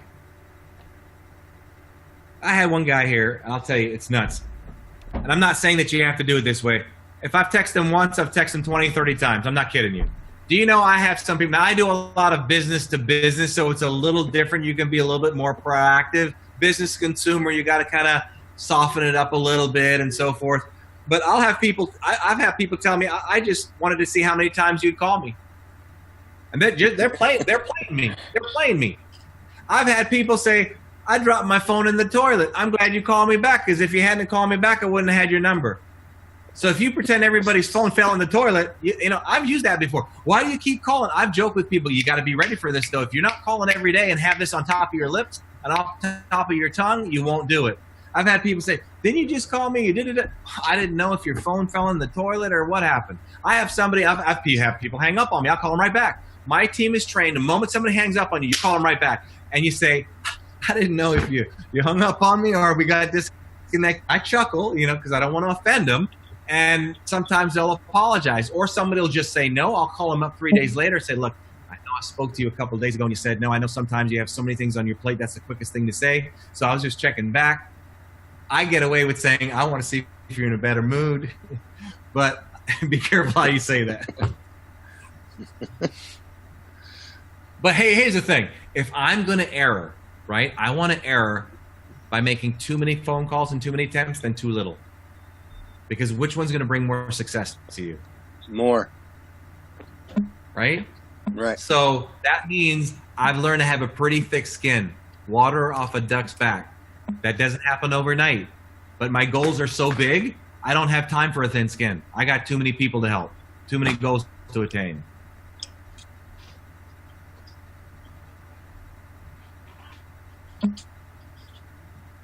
That good for you, Awesome. Steve? Fantastic, man. Appreciate it. All right. Thanks for sharing, boss. Appreciate it. Miss Laura? Who are we turning it over to next? Laura Wallace. Laura Wallace. Laura, there's Laura Wallace. Okay, Laura Wallace, let me hunt her down. Where is Laura? Laura Wallace, I see Laura. Okay, Miss Laura. How are you, Laura? Hi. I'm good. How are you? I'm doing well. Thank you for asking. What part of the world are you checking in from? Hazlitt, Michigan. Michigan. We got a lot of Michiganders. Okay, Laura, fire away with your question for us. Oh, mine was simple. It was just, it sounded like you were saying do more phone calls rather than event. But I think what you were saying was do both, right? Oh, yeah.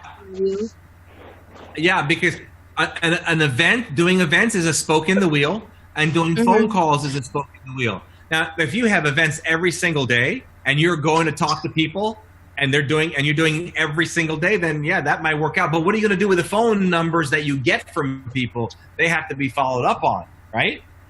Right. So yeah, definitely. I'm not saying don't do events by any stretch of the imagination, but there's a right way and a wrong way to do events. Having a booth, standing there smiling, is not the way to do an event. Having a booth when people come by and asking them a question, may I put a sample on you? And getting them engaged, that's different. I did one of your booths at Young Living a couple of years ago, and I had one of my team members with me. We didn't just sit there at the booth. We sat in front of the booth. When people came by, we put something in their hand, and then we had a little spill, if you will, that we shared with them and so on. So make sure you do your booths or your events the right way. Absolutely. And then don't give your card and say, hey, if you're interested, call me. No. Don't work that way. You want to have control. So the control means if you're seriously interested, I'd love to follow up with a phone call. Would that be okay? Then you get their number. Then you joke with them. You're not going to be on the witness protection program, are you? I'd rather you tell me you're really not interested now than when I call you, I got to call you 100 times. You know, you say it soft or whatever, but you know what I mean. So I have pretty good success at events, actually, and I do collect information at the events also. And so I do follow up and things like that. But I would say those are almost cold calls. But how do you turn a cold call into a relationship? Because we're in a relationship business. Okay, yes and no. Let me go deeper on sales for you. Yes, it's all about relationships. There's no doubt. But why do people buy? Let me tell you the answer. When I interview somebody that wants to work for me, I ask them, what's the philosophy or the thinking behind closing a sale? And here it is. You have a pain, I have a solution. That's it. If I can find your pain right away, I don't have to build a relationship. It depends. So if you're a doctor and I have a broken arm, I don't care what our relationship's like. If you can fix my arm, I'm coming to you. But there's other things that I might need to have a relationship with. So you've got to figure that out. But ultimately understand, as you're building a relationship to close the sale, you've got to figure out what the pain is for the person, and you have the solution. Now, I'm going to switch gears just a little bit, if you don't mind, Laura. Now, here's where many of people in business go wrong, and I see it in Young Living. You think value and benefit is how great and pure your oils are, okay? To that person, that they don't care.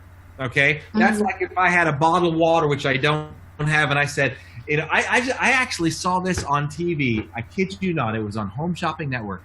This guy is telling me about this cream, and this cream has water in it that falls through a mountain that takes 100 days to go from the bottom to the top. I don't care. I want to know if it's going to take care of my wrinkles, or it's going to make me 100 years younger, or it's going to grow another finger that I'd really like to have.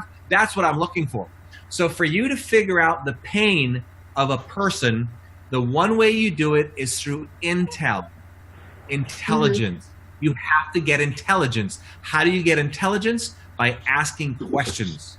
So when you start asking questions, you get intel, then you can figure out what their pain is. And I'm not referring to an emotional pain or a physical pain, even though it could be both. A pain could be, you know, you find out by talking to somebody that they're looking for another opportunity. You wouldn't have not known that unless you started asking 3 or 4 or 10 questions. So their pain may be different than the pain of the person over here. You don't know that. You're not going to know that unless you ask questions. So if I figure out that somebody's pain is over here, I'm not going to tell them how great the oils are. They don't care. They want to have this solution, and I'm going to figure out what that solution is for them. Yeah, it's not about what you know, it's about how they can use what you have, right? Yeah, how you can solve their problem. Yeah, how you can solve their problem. Yeah. Yep. But now in the relationship building, there's a couple ways to do that. I mean, we have the advantage of the internet. So what I do is when we get some people showing interest in us, we'll go in. Let's say if we have a company that wants to hire us, or we have a manager or a president of a company calling us to hire us, we'll go in on LinkedIn. We'll stalk them. We'll find out our Facebook, how many kids they have. Do they do this? What do they do? And we try to find out a little something about them. So take advantage of the world that we're in today, and you can build a relationship really quickly. A great way to do that, how do women build a relationship quickly? One of the ways they go, nice shoes. Yeah. So there's a lot you can do to build a relationship very quickly with people if you know a little bit about them. So if you think they're going to be a big time player, a big time possibility, do some research on them, figure out a little bit about them, and then that'll help you build a relationship perhaps faster. Here's something that we're doing. This is crazy, okay? You see this? This is a safe. We bought a whole bunch of safes, and we're figuring out how to use them. We've got one of my cards in here. We've got a hat in here. Don't let others rent space in your head. We've got wristbands. We've got books in here. And we're going to send this. We've got to figure out, we're still figuring out how to send this so they don't think it's a bomb and we don't have the FBI come to my house. But we're actually going to use this as a way to get into companies that are giving us a hard time to get in. We've actually thought of putting in a throwaway phone in there. And then we thought about sending them some type of a code. And when they open it up, we'll know they got it because the FedEx or whoever we send it, they have to sign it. So we know right away they got it. Then we would call right away. So this is a creative way that we're using to build a relationship. That's cute. Make it fun. How do we, you said that with Young Living, a downfall is that many of us are women. So how do we, how do we? Not a downfall, not a downfall, but don't go 100% feminine. You've got to have some of the masculinity, which is more of the go get 'em. When you knock down, just get back up. Don't nurture the wound too much because women are more nurturing. So that's where you have to balance that. So the big benefit of being a woman in this is because it's very nurturing. It's a very caring thing compared to maybe selling a phone service, right? It's totally different. And that's why I think the traction is so amazing with Young Living. But the masculine part is make sure you are a little bit more proactive if you're not. Don't worry. Okay. Don't get so overboard about hurting somebody's feelings. That's more of a nurturing thing. So if you're so overboard about what they think about me, am I going to hurt them, or are they going to think I'm this or that? If you're not careful, you'll go overboard the other way. So you've got to find that balance. It's not easy. Okay, I get it. Thank you. You're very welcome. Great questions. Thank you so much. Thank you. Miss Laura, fire away. Just go ahead and go back to mute for us, Laura. Thank you. Okay. Getting some really good questions. Oh, we are, yeah.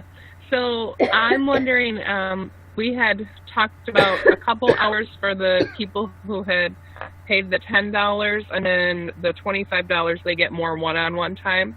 So you want me to hold off on? I'll try to get through some of the more $10 people. Does that make sense? Whatever you now, or how much time? How much time do we have left in this first group? I guess is what I'm trying to ask. 15 minutes. Technically, we have a little bit more than 15 minutes, but if you're not careful, I'll go to like 3 o'clock in the morning, and then those people will be in bed and they won't get their questions and answers. Yeah, so I want to make sure that the $25 people have their time with you. No, I'll do that, absolutely. And real quickly, are you cool if I mention the specials real quick? Sure. All right, I'm going to put a link down, and once we close this, obviously you won't be able to see it, so save it now. I've got a Young Living special that I do just for Young Living. It is like a $680-something value that I offer for $199. It is did it come through or not? No, on the... Oh, there it goes. It just came through. Okay. So the first link is all these specials. It is my Self-Esteem Discovering the Perfect You. It's a 6 audio download. These are all audio downloads. And also it's my Mastering the Art of Follow-Through and the Art of Effective Teaching and Communicating. And I'll tell you what I'm going to do.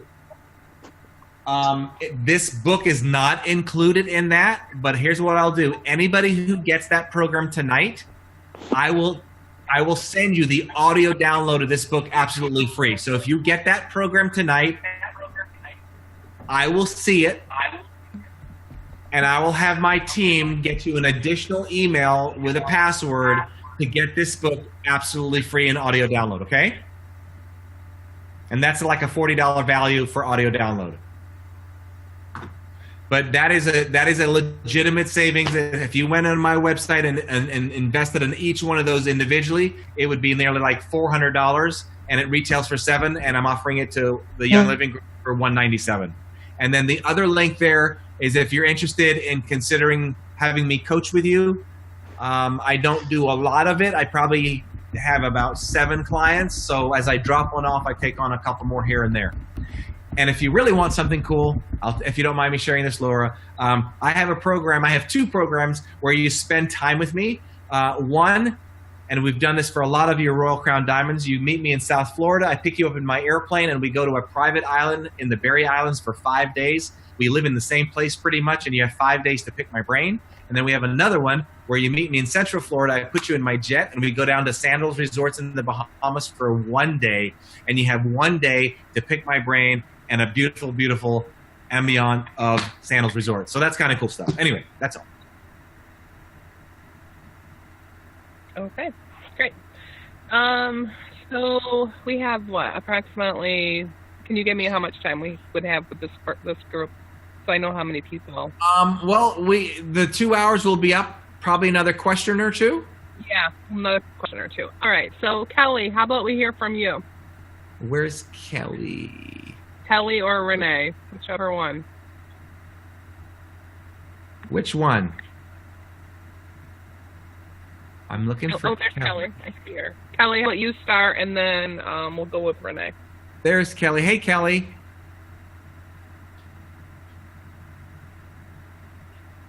You got to unmute, Kelly. Oh. Did she do it? I can get on my phone. Yep, I got it. I got it now. So I don't know that I had a specific question. I was really just soaking it all in. Okay.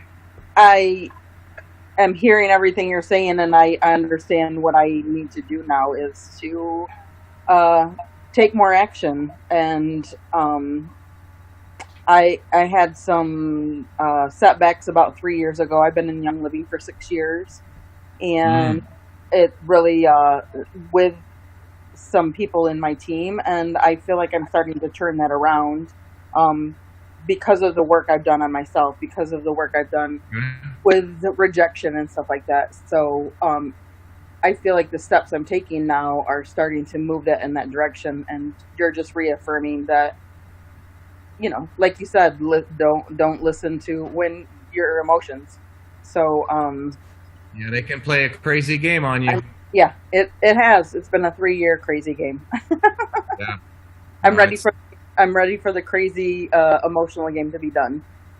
Yeah, and I tell you, that's what's one thing about entrepreneurship. It is a roller coaster of emotions. It is. And one of the things that you have to master, ladies and gentlemen, is when it comes to emotions, learn to have a higher tolerance to emotional pain.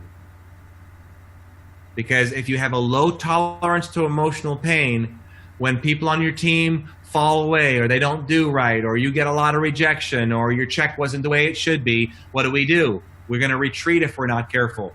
If you have a higher tolerance to emotional pain, you can put yourself through more, and you'll get more out of it. But if you have a low tolerance to emotional pain, you'll run really quickly.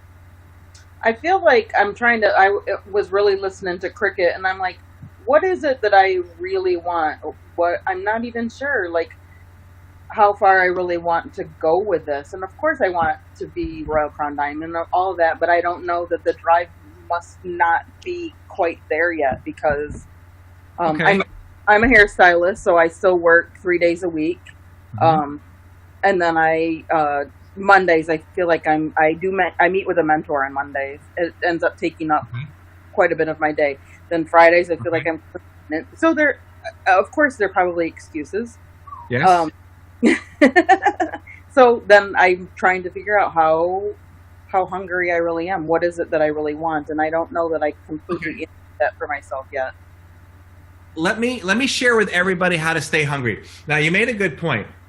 Your situation is different than Cricket's. She's very comfortable where she's at and she wants to stay there. So we got that. Yep. In your case, I don't think you're comfortable where you're at. You don't want to be doing what you're doing forever, No. right? Yeah, I've been doing hair for 30 years. I'm ready kind of to make that move. I'm not 100% sure that's a hard decision to make. It's not the money by any means. I actually do better with Young Living. I've reached a measure of success with Young Living. But so let me share with all of you how to stay hungry. You're not maybe doing the right things to stay hungry enough.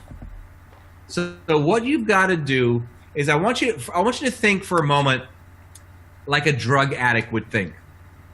So when a drug addict gets a fix, that fix is so high for them, they will do almost what?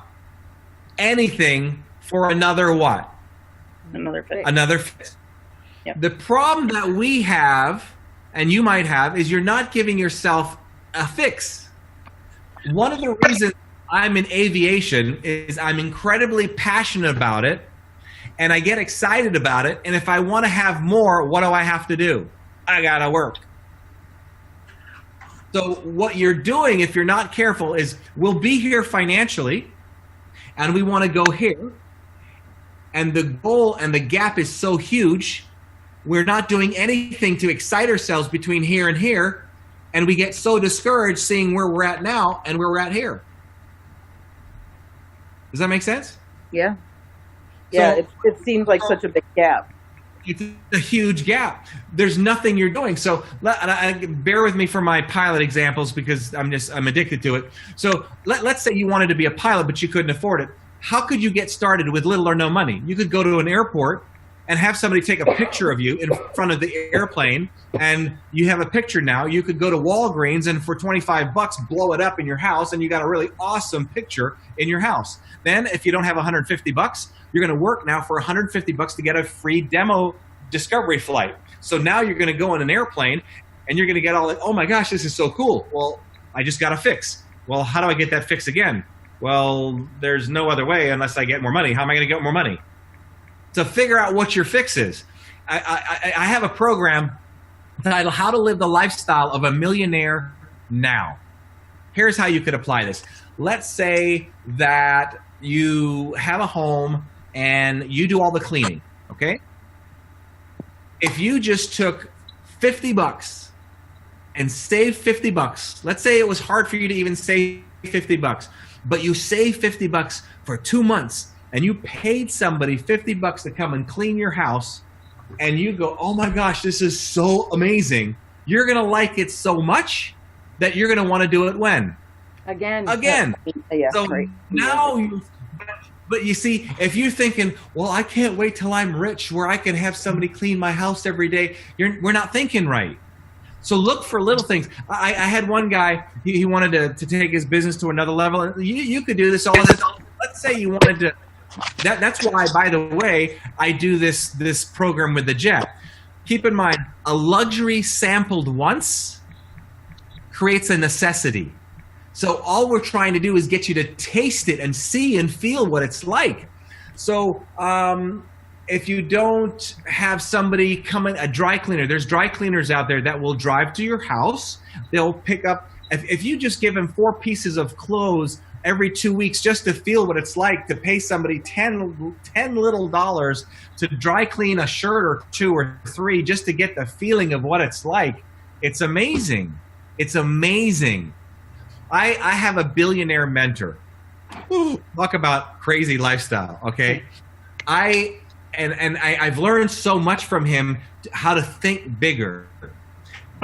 I had to meet him in South Florida for a meeting together to go somewhere. So I call his pilot up. He's going to fly down to Boca Raton. He's going to fly up to Boca Raton. I'm going to fly my airplane down to Boca Raton, and we're going to meet. So I call his pilot up, and I say, hey, I need to know what size of a car to rent because I'm going to pick up your boss, and I need to know if he's bringing anybody with him or what the deal is. He goes, well, I think he's not going to have his butler on this flight. And I'm thinking, who has a butler on a private flight? Are you kidding me? This man, I was with him recently, and he said to one of his butlers, he says, everything that I tell you to pack exactly that, no more, no less. He doesn't even pack his clothes. They pack his clothes for him. He wakes up, he sits down, he gets on the phone, and he runs his show. So what he's got, see, here's the myth. The myth when it comes to business, and we've heard this before, the myth is do what you love and you will never have to work a day in your life. Well, that is true, but this is your Young Living business. When you get started, do you think that every day is going to be doing something that you love? No, you just got started.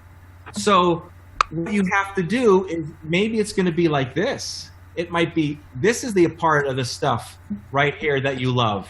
This is the stuff, the cold calling, the meeting people, the getting rejection that you don't like. But if you do more of this, what happens to this pie? It gets bigger and bigger and bigger and bigger. And then you look at some of your platinums and your diamonds and your RCDs. How are they living? They're probably got most of this is fun, and they got a little less junk in their business than they did when they started. So when we start, it's the opposite. But if you're not doing enough, like I live across the street from an airport. Go figure, right? Mm-hmm. And there's these young kids, they're 16 and 19 years old. They've convinced their parents to mortgage their house to become a commercial pilot, right? And how do they get excited to study and work as hard as they have to do? And the studying is ridiculous. They love flying so much. They know if they study, they get a reward like a puppy. They study, they get to fly. This is cool. I got to study more to fly again. You're not rewarding yourselves. So if you need to spend $150, save $150 in the next couple months if you have to, go and take your family to a hotel for one night in 1 or 2 cities over just to see what it's like and feel it. You're not feeling it enough. So you need to figure out for you personally, what is it that you need to do to give yourself a fix where you get excited and do it on a small scale.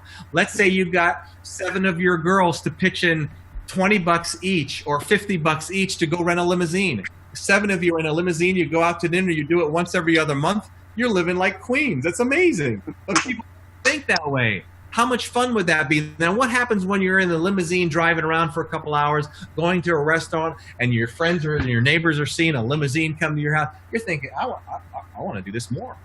How do I do that? You know what to do. You got to raise your game. Learn to. I think that I do that, but it's trying to, because I travel quite a bit. I keep having people tell me right now, "Are you ever home?" But selling that to people. Well, it's got to be what works for you. If you're already doing that and it doesn't motivate you, it's got to be something. It's got to be a fix. Right. You know, it's got to be a fix for you. It may not be aviation for you. It may be something else, but it's got to be something that you say, I want more of this. And to get this, I have to grow my business. I have to have this. I have to do this. Right. Maybe you go on a mission trip. Maybe you've never done that. You go on a mission trip. You go, oh my gosh, this was the most fulfilling thing. I have to do more of this. And you go back and what do? You go run your business. But if you don't give yourself another fix, you forget what that fix was like. Right. Right. Does that make sense, everybody? Yep. Thank you. And you don't have to have it on a large scale. Let's say you wanted to live it really big with your private jet. You could get 7 of your friends, and over the next, depending on where you're at and how much money, each one of you could save $1,000. And in 6 months, you're going to go take a private jet. How many of you, you don't have to raise your hands, but most of you probably never flown in a private jet. You do that, you're going to have to wear Depends. It's so exciting. I'm telling you, all right? But you've got to get that excitement in you, and you don't have to wait till you can afford a jet. Do something now. So whatever it is that you want, do it in a small piece. You want to have a chef every day? Well, hire somebody to cook your food once a month just to see what it's like. Once a month. It's a lot less money than a full-time chef. And then you'll see what it's like. Then you'll do it twice a month, et cetera, et cetera, et cetera. Play games with your mind instead of your mind playing games with you. All righty? Yep, got it. Thank you. All right. Thanks for sharing. Miss Laura? Okay, Renee, are you there? I have somebody's asking a question. Does your fix have to be material? Real quickly, I want to address that if I could. The question is, does your fix have to be material? No, your fix has to be whatever it is that makes you work more to have more or do more, whatever it is. And whether it's material or not, it's irrelevant. It just must be something that it makes you have to do more in your business to produce to get more of whatever the fix is. It's irrelevant what it is. But it has to be something that normally you can't do regularly, and you have to grow your business financially to get more of the fix. I love that. That's awesome. Somebody Okay, wants, so- if you want me to, Laura, I'll address the other question. They'd like to know Yeah. what kind of goals I write down. Yeah, this from Renee. Yep. Okay, so what I do, I have 3 columns. They're basically long-term goals. I have one goal that's a weekly goal. I have financial goals. I have personal goals. I have everything from be happier, happier, kinder, humble, compassionate. I have one here for my girlfriend, be her greatest source of happiness. I write that down every single day. And then underneath all my goals, I write down a little thought of where I'm at. It could be, terrible, man, this was just an awful week because of so forth, but I'm grateful for. And that way I can look 3 months behind and say, here's where I was at, what I'm doing. But I do everything from financial and personal goals. That's pretty much it. I have some goals that are very huge. I have no idea how in the world I'm going to attain them. I have some that are very, very attainable. And let me tell you the 2 smartest ways and reasons, I should say, why you should do this. Number 1, how many of you have written down your goals, especially after a convention, and you're all excited, and you look at those goals and they're so believable? Why are they believable? 2 things have changed. What were they? What increased? Your what and what? Your value and belief increased to make them believable. Now, you write the same goal down for the next 3 or 4 days, next 3 or 4 weeks, and over those 3 or 4 weeks, people telling you you're full of it, oils are fake, you're fake, you don't know anything about business, this is a pyramid scheme, blah, blah, blah, blah, blah, blah. Now, how many of you think when you write down that same goal, you may not have as high value and belief? So sometimes, I hate to admit it, I'll write these goals down and I'll say, Gary, who you fooling? Then I'll stop and I'll say, wait a minute. That comment came from what? That comment came from something that I bought into that caused my what and what to decrease. So now I realize and I understand I have full responsibility of what I am allowing to increase or decrease my value and belief. The goal is the same. And the only thing that's changed about my goal, if there is I allowed something to increase or decrease my value and belief. So this makes me consciously aware if for some reason I don't feel, I'll write this down and I'll go, it'll be painful because something major just happened that was really negative or whatever. And it's so painful. So that's letting me know now I'm becoming a victim, if you will, of my negative mind or my negative circumstance. So what does that tell me? I've lost control here somewhere. What did I allow to get in my head to make me feel where yesterday this was believable and today it's not? I still write it down though, because what's going to happen tomorrow? My value and belief can go back up. So my goal then is I use this as a measuring rod to see where my value and belief is. It's like that heart monitor, beep, beep, beep, beep, beep, beep. And the other thing is massive focus, massive laser focus. Awesome. Thank you. That was great. Did you still want me to say anything, Laura? That was my question. It's up to you. You want Renee. You want to say something real quick? I love it that you. Couple minutes. I just wanted to say I love it that you forcefully made me step out of my box and talk. So that was something I don't normally do. I just sit back, I listen, I take notes, and I I kind of like absorb it all. And Laura's like, Renee, you're next. I'm like, she did not just say that. Sure did. When my feelings are not in harmony with my goals, ignore my feelings. Was it that bad? No, not at all. No. But So fire away. Since we don't- got you, any other? I guess I don't really have a question. I kind of did absorb everything. The fix thing was really, that was awesome. That was something that really stuck with me because my fix is I have dreams and I have goals and they're not materialistic, but they can be. I mean, everybody has their own dreams and goals, but I recognize what the fix does.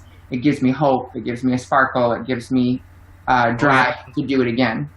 And you got to see, feel, and touch it. You got to see, feel, and touch it. If you go, and this is, I'm an adult. Okay, this is crazy. I hate to even admit this. I'm going to go to my Instagram story right now, right? I'm going to my Instagram story.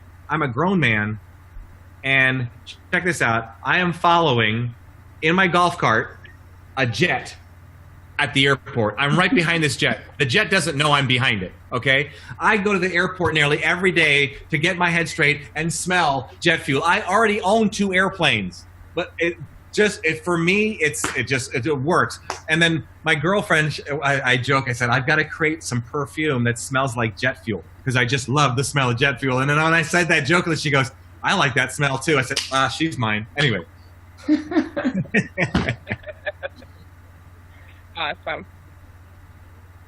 So get that fix. Get that fix. Thank you. I will. Let me ask you, what would your fix be? And you got to be really creative. Everybody's fix is different. Where could you spend a little bit of money to get a fix that would be awesome? Well, I don't know if it's about spending money. My fix for me is when I'm able to teach a class and the people show up, and then what it does is it propels me forward because you see those signups, you see people getting engaged. That's what propels me. That's what gives me a fix, is the engagement. And then I know that the money is going to come, but I want to help people. Like, I know the money will be there. I'm going to stop you there. I want you to switch gears a little bit. You could probably see I'm a little passionate about what I do. Okay. Mm-hmm. Yes, this is a fix for me. Okay. But do you know how I got here? I can't tell you the tens of thousands of dollars I had to spend on Facebook. And thank goodness Laura saw one of my ads. I happened to personally reach out to her, and I had to have the money. If you go into my Facebook account, you'll see I've spent $80,000. Thank you, Mark Zuckerberg. And I did not get $80,000 worth of results on it. But anyway, so my point here is, for me to get this fix, this is my ultimate fix. I love this. But it's not easy to get on the phone 100 times a day and search, Facebook and social media to reach out to Laura's and so forth. It's not an easy thing. But I need another thing separate from the business that's my fix. See, my point here is you need something outside of the business, because the business is the umbrella that's going to finance this for you. So if you have a fix outside of the business, I'm looking for something that forces you to make more phone calls, do more events, whatever, so you can get more classes and get that fix as well. But getting to the classes, that's not easy to get to because it takes a lot of this, a lot of rejection, et cetera, et cetera. Does that make sense? So you want to know what I want from that fix. Is that what you're saying? You would need whatever the fix is. You would want to have more of it. And for you to get more of it, you're going to have to grow your business to take the income from that to get more of that fix. And now you work them both together. I want a deck on the back of my house. Okay. That's what I want. That may seem really dumb, but no, it doesn't. I want to get a deck. Works so I can put a deck on the back of my house, and then I can put a pool in. That's what I want. So here we go. How do we start that? So the first thing that I would do, I would see what it would cost to have an artist draw it for me. So you might spend $50 to have an artist take your house, maybe $100. So we can start your deck that's going to cost thousands of dollars. Your deck and your pool is going to cost, I'm going to guess, over 10 grand, depending on the size of the deck and the pool. So let's take that $10,000+ goal and let's spend $100 and get a good artist that will sketch your house, the deck that you want, or the pool, or purchase some software online that can take your house in 3D, or hire somebody that knows how to do that, and they will have an image exactly what it's like. And if you're still far away from the goal, then you pay somebody maybe $200 or $300 to make you a model of your house with your deck and your pool, and you sit it right there in the middle of your house. My husband's already drew up our deck. He's an engineer. So Oh now my I need to put it goodness. on the wall, So though. now- I have a visual. I don't have a visual. I have in my head, but he's not put it on paper. So that's what I So need. let's put it. And if he's not going to do it, get somebody else to do it. But get him to do it if you can. But no, we got to get the fix now. We got to see, feel, smell, and touch. We got to get closer. Put it on paper. He's right behind me. He's right over here. Put it on paper, hon. Come on. I do have it on paper. She just doesn't realize it. So then after that, maybe have a model made, because he could probably figure out how to get that done. But this is what I'm talking about. You got to be creative. This is not something you can just, think of right away. Everybody is different. Everybody's fix is different, but you got to be creative about it. And it makes it fun. Now she could be excited to spend just $150 to find somebody to create a model for her. I remember I made it a goal to live in the Bahamas part-time. So here's how I started that fix very inexpensively. So I'd have to fly my airplane there because I have an airplane, so I'd fly the airplane there. But if I kept the airplane there for any length of time, because it's an island, the salt water's not good for the airplane. I got so excited looking online for a portable pressure washer for the airplane. That just got me excited. Then I wanted to go online to find a little a bicycle, a little motorcycle that can collapse and fit in the airplane so I could have something to drive around with. So I'm excited for days looking online. Then I went ahead and bought it, and I got excited seeing it. So I started this goal to live in the Bahamas with a $700 little bicycle and a $150 little portable pressure washer. Just a little. Now, let's say I didn't have the $700 for the bicycle. I'm still excited about looking for the bicycle. I'm going to go ahead and figure out how to save the money for the bicycle, or maybe I can go find out where the bicycle is and ride it. I got to do something. Then I went to the Bahamas. I was there for 2 weeks by myself. I go, oh my gosh, this is the most boring thing. I could not handle it. I kid you not. The bicycle's still in the hangar. But anyway, so sometimes your goals aren't really what you think they are. Right. Okay. Thank you. It was fun getting there. Okay? Yes. All right. That's awesome. Thank you so much. Okay, so should we have the first group go ahead and get off the call, and then the later group stay on? But yes. I know, yes. But okay, so everyone, if you do want to upgrade to the later call, I'm happy to do that because I still have like 5 spots left. So if you want to, just raise your hand or whatever, and then you can just PayPal me after this or tomorrow. So. Thank you, Laura. Yeah, you're welcome. Thank you, Gary. Thank you very much. And Laura has really stretched financially to come and have me do this. So kudos for her, but that's belief, not that belief in myself, belief in herself, and belief in all of you. So good stuff. Thank you so much. My pleasure. Come hang with me on Facebook, everybody. I'm at GaryCox.success on Facebook. Gary Cox with the E.success.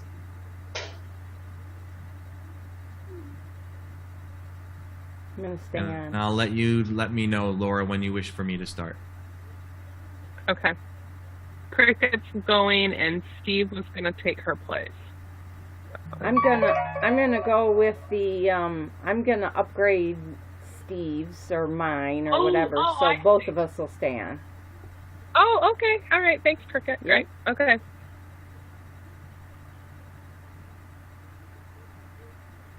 Okay.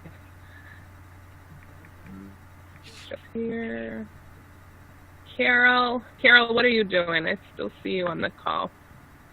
I was just wondering if I could ask. I wanted to ask a question, but I didn't know if I could still ask a question or not before it ended. I'm just checking. All right, why don't you ask your question real quick, and then then we can be done, or however. You're in the first group, so let's just do your questions super fast. Is that okay, Gary? Yeah. Okay, let's go ahead, Carol. Yeah, Laura knows I have a problem with closing sales. I was really late. I don't know if you covered it or not. I just thought I'd get your insight on closing sales. I just have a hard time like closing, talking to people. Is it closing or talking to people? They're two different things. Well, I mean, I'm very good at talking to people and things like that, and building relationships and everything. But I just have a hard time. Like I have people that want to use the oils. They get oils, but I have a hard time having they don't want to get the kit. So I don't know what. Be very careful when you say that they don't want to get the kit. So never forget this. Cost is a concern in the absence of value. Cost is a concern in the absence of value. If a company is interested in hiring me to speak for them and they don't, it's automatically my fault. Cost is a concern in the absence of value. What did I do wrong to not give them enough value to hire me instead of somebody else? Sometimes I can control that by saying the right thing, which I didn't say, or sometimes I just absolutely cannot control it whatsoever. So they may say, Gary, I wanted a way bigger celebrity than you. I can't control that anymore right now. So you've got to figure out, every time you lose a sale, ask yourself, first of all, cost is a concern in absence of value. What did I not do to give them enough value? And remember, this is not where you say, these are the greatest oils in the world. It's the value for them, not you. And it could be anything, okay? So then the way to get the value is intel. And we talked about that earlier, which I think you missed. Intel is asking questions. When you ask enough questions, you can figure out what their pain is. People buy because you have a solution to their pain. It can be anything. So that's the first suggestion that I would give you.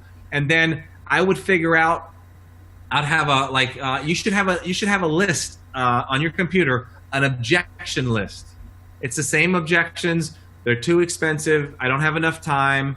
I have to check my spouse, blah, blah, blah, blah, whatever they all are. You need to have them written down, and then you need to role play them with your colleagues.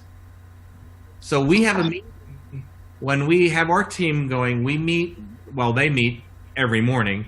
Tomorrow morning, I will meet with them, and I will go over who had successes, who had a really awesome close. We actually had one guy tell us one. We do a lot with car dealers, and we will do a promotional tour where we'll charge them like $500 to have somebody come into their office and do a presentation, and they'll complain about the $500. So here's what we'll say to them. You spent over $500 on hot dog buns Saturday to have people come and have hot dogs at your place, and you won't spend $500 to take your people to make even more money? Something like that, you know? So you've got to know what the close is. These are things, ladies and gentlemen, you cannot just wing it, okay? You cannot wing your closes.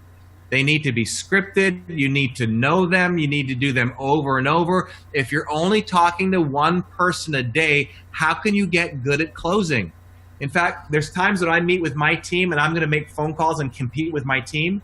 My problem is if I don't do that enough, I'm not sharp enough.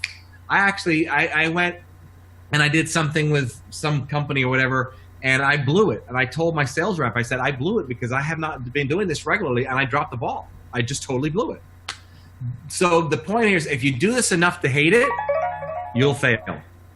So you've got to make sure you're doing this enough to practice this, because if you only get a no once a day and you're only doing 1 call a day, wouldn't it be smarter to get and speak to 10 or 30 people in a day so you can get good at this? So when they tell you no and they have an objection, that you know how to handle it and handle it skillfully. If you're only talking to 1 person a day, maybe, you cannot be good at this. How do you get to Carnegie Hall, right? Practice, practice, practice. So you have the skills on closing, you have the skills about your oils. There's so many aspects to this, and this is why when we first started, are you going to do this as a hobby, or are you going to be really serious about this as a career? If you're going to be at a career, like if you see, like this is my career. If you come over here and look, I couldn't tell you, I've got 1, 2, 3, 4, 5, 6, 7, 8, 9, 10 books right there. I still video myself. If I've done one presentation, I've done 5,000, and I'm not exaggerating. I still video myself and see what I did crappy and what I could do better. That's when you're serious. Okay. Yeah, I like that. Yeah, more practice.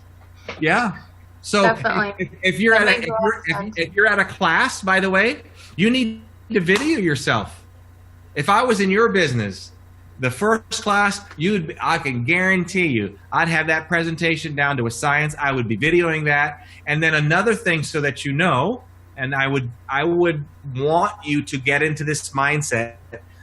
Ladies and gents, if you do a class, it should be a one-call close. That means if you don't close them now, you're not going to close them later. We have a certain model in our company.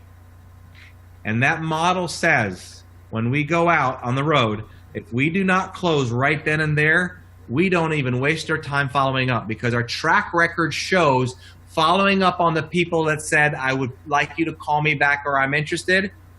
The numbers are so low. I'll never forget this day. This was, 20, 30 years ago. I was at a car dealership, and my millionaire mentor at that time was there. He's a millionaire now, okay? And I made some sales, and he heard a couple people say to me, Gary, could you call me back later on? I'd like to, I'm showing some interest, blah, blah, blah. So we get in the car, and my millionaire mentor says to me, so I noticed you didn't take those people's information down. Are you going to call them back? Aren't you going to follow up? And I go, nope. He goes, why would you not follow up? I said, because our statistics show in this particular case, of every 100 people we follow up, we might make one ticket sale. It's smarter for us to take that time and effort and get into a company to go in and be in front of more people and rinse and repeat it again. So in that particular case, our numbers showed it wasn't. Now we have a new model that we've just started. And in that model, in fact, I just had this conversation with somebody on my team. I said to them, since this is new, every time somebody shows they're interested, I'm going to give you their phone number, and I want you to call 20 of these people. And when I give you 20 leads, let me know what the stats were. If you can't close any of them, we'll no longer follow up on these people, because the numbers will show it doesn't make sense to follow up. It is a one-call close. Now, for a company to hire me, that can be a 20-call close. That's a totally different thing. But when I'm in front of an organization or even a small group, if I don't sell it right there, good chances I probably won't. So these are skills that you have to learn. You just can't make this stuff up. And what I'm trying to get to everybody is, if you're really serious about a business, and this is your business and your career, you got to raise your target. You got to raise your standards. I mean, this is serious stuff. This is not a hobby, unless you want it to be. Okay. Yeah. All right. Yeah. I see what you're saying. Okay. I really appreciate it. Definitely. I think that's really going to help. I can tell you do. What's going on in your head? Yeah. Well, I see what you're saying. 'Cause I've been in retail my whole life. So, I was always good at selling anything. But it's just I did it every day, the same things every day. And talked about, you need this part? Okay, here's what goes with it, I was very good at that. And that's, all right, yep, I see, okay. I'm going to write down stuff and, do a lot more practice with it. Because I freeze up a lot. in your business, right, you've got so many aspects. You've got the phone call aspect, right? You've got the presentation, if you're going to do classes. You've got the ability to present and how you're going to present. Then in your presentation, you're going to close the sale. That's a whole different thing. So you've got the presentation, you've got the close of the sale, you've got to take care of the nerves, you've got to interact with people. You've got to get them to relate to you. Then you have the behind the scenes, the managing the money part. We're not making enough money. There's so much to this. And that's why I encourage you, if you've chosen to make this a career, make this a career. And if you're serious about, I mean, you look at people who are singers. I just saw this one girl on Little Big Shots. This girl, oh my gosh, she could do more than a pretzel can do. And she'll tell you she spends 4 hours a day doing this. And there's some of you on here right now that you won't spend 4 hours a day seriously on your business training. And you've got to. You do. This morning, I started, today, I spent 2 hours today learning more about my craft. One of my crafts is, like, at my seminars, I do interventions. So I'll bring people on stage that have the most massive challenges you can think of. And in 1 hour, I totally reverse them for life. Okay. So that takes a lot of understanding the human mind. And I study and I read and I've been at this for decades. I'm still doing this. All right. Raise your standards. Thank you. Okay. Enjoyed it. Thanks for the question. Awesome. All right. Thank you. Bye. Bye. Okay, Kim, I see you on here, but I'm not sure who you are. Kim who? Sorry. It's only 10 o'clock. 10:30. It's only 10:30. Only 10:30. I see Kim. For you to go to bed at 10:30. I'm falling asleep out here. Okay. Kim is frozen. Good night. I don't know who Kim is. Oh. I don't either. Okay. You have the ability to let Kim go. Yeah, okay. Yeah, I didn't know who that was. Okay. So, yeah, I guess everyone that is here, they can stay for an extra session. So whoever wants to talk first, Bridget, how about you, since we've talked to everyone? Well, Cricket's back on. Cricket, did you want to do some more talking? You could go in the order of speakers before. You know, I just kind of stayed on for I must have 12 pages of notes, so so I'm kind of just staying on for other people's questions, because when they come up, I'm like, oh, yeah, I have that question too. Right. Yeah, Steve's got a good one, so. You know, that's what's nice about this format. If you participate, people listening to you can get so much out of it. So for those who are participating, thank you, because you don't have to participate. Just listening alone, you can get a lot from it, as you all know. Yeah. So if I think of something, I'll certainly chime in, but I don't have a specific question that I can think of right now. Okay, great. So Steve has a question here, something about the MLM. Steve, how about you get on and talk to us? Okay. I'm not reading it, but because what we're doing is, let me back up. Are you a Young Living member, Gary? I am not. Would you like to be? The answer is yes, but I do that to be neutral, but I have 2 people in my organization that are. All right, well, you never know if you don't ask. Okay. That's right. So moving forward.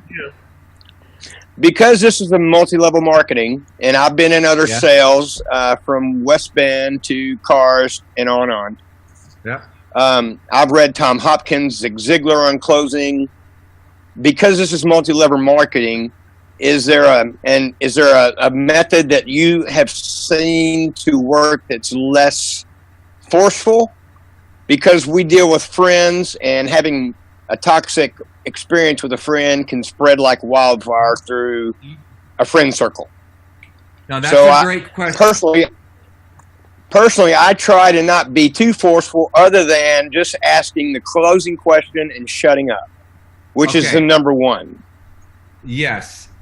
I would be careful in how you use the word forceful, because that's in the eye of the beholder. So forceful is, I will be forceful and get into your house if there's a fire and you don't know that there's a fire in your house because you're sleeping. I'm going to come through your house. I'm going to come get you out. Yes, family, friends, it's a little different. So this is where UCS comes in. Use common sense.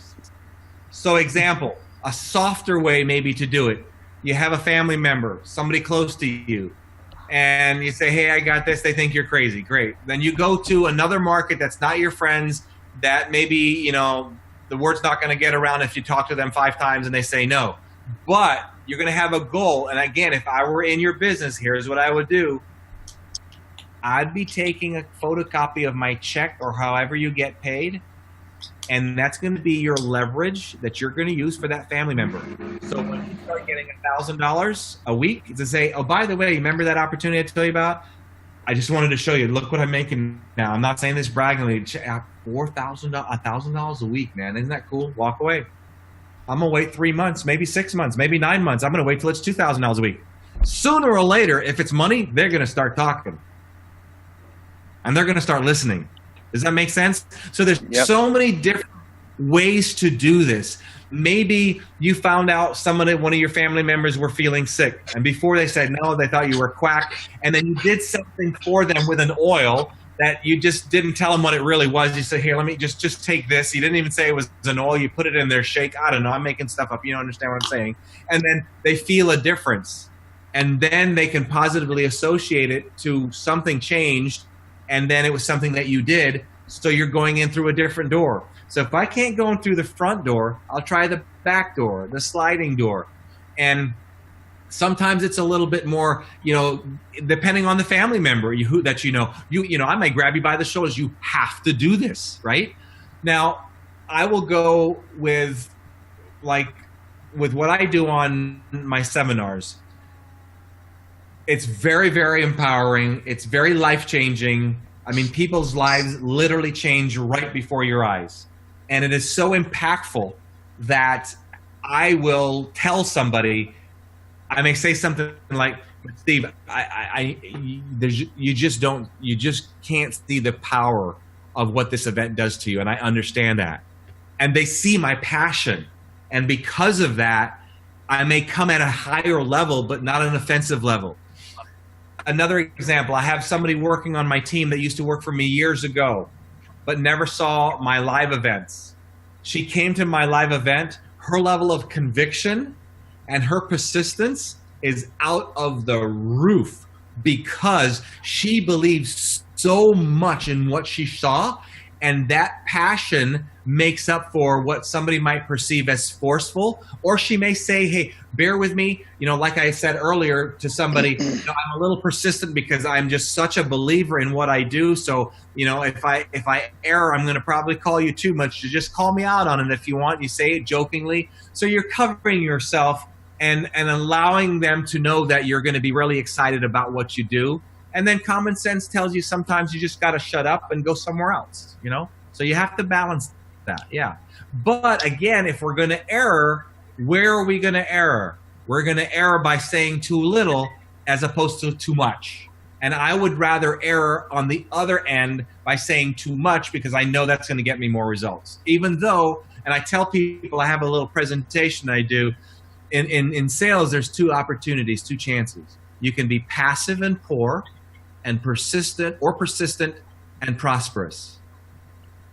The side effects of each one. The side effects of being passive is you're going to be poor. The side effect of being persistent is you're going to tick people off. You're going to do it. There's no way around it. I've got some of your corporate people right now. You'll see that I've texted them 5 or 10 times and I've heard nothing from them. So you've got to figure out, you know, you can speak to 10 people in a year, and a percentage of those people you're going to tick off. Somebody is not going to be happy with you. I've called somebody once and they hung up on me, and I've just called them once. So I'm at the mindset that I will be very persistent. Now, I may be persistent over 12 months. I don't have to do it over 12 minutes. Sometimes I do. Sometimes I'll call somebody 3 and 4 times a day. Sometimes I'll do it over 5 months.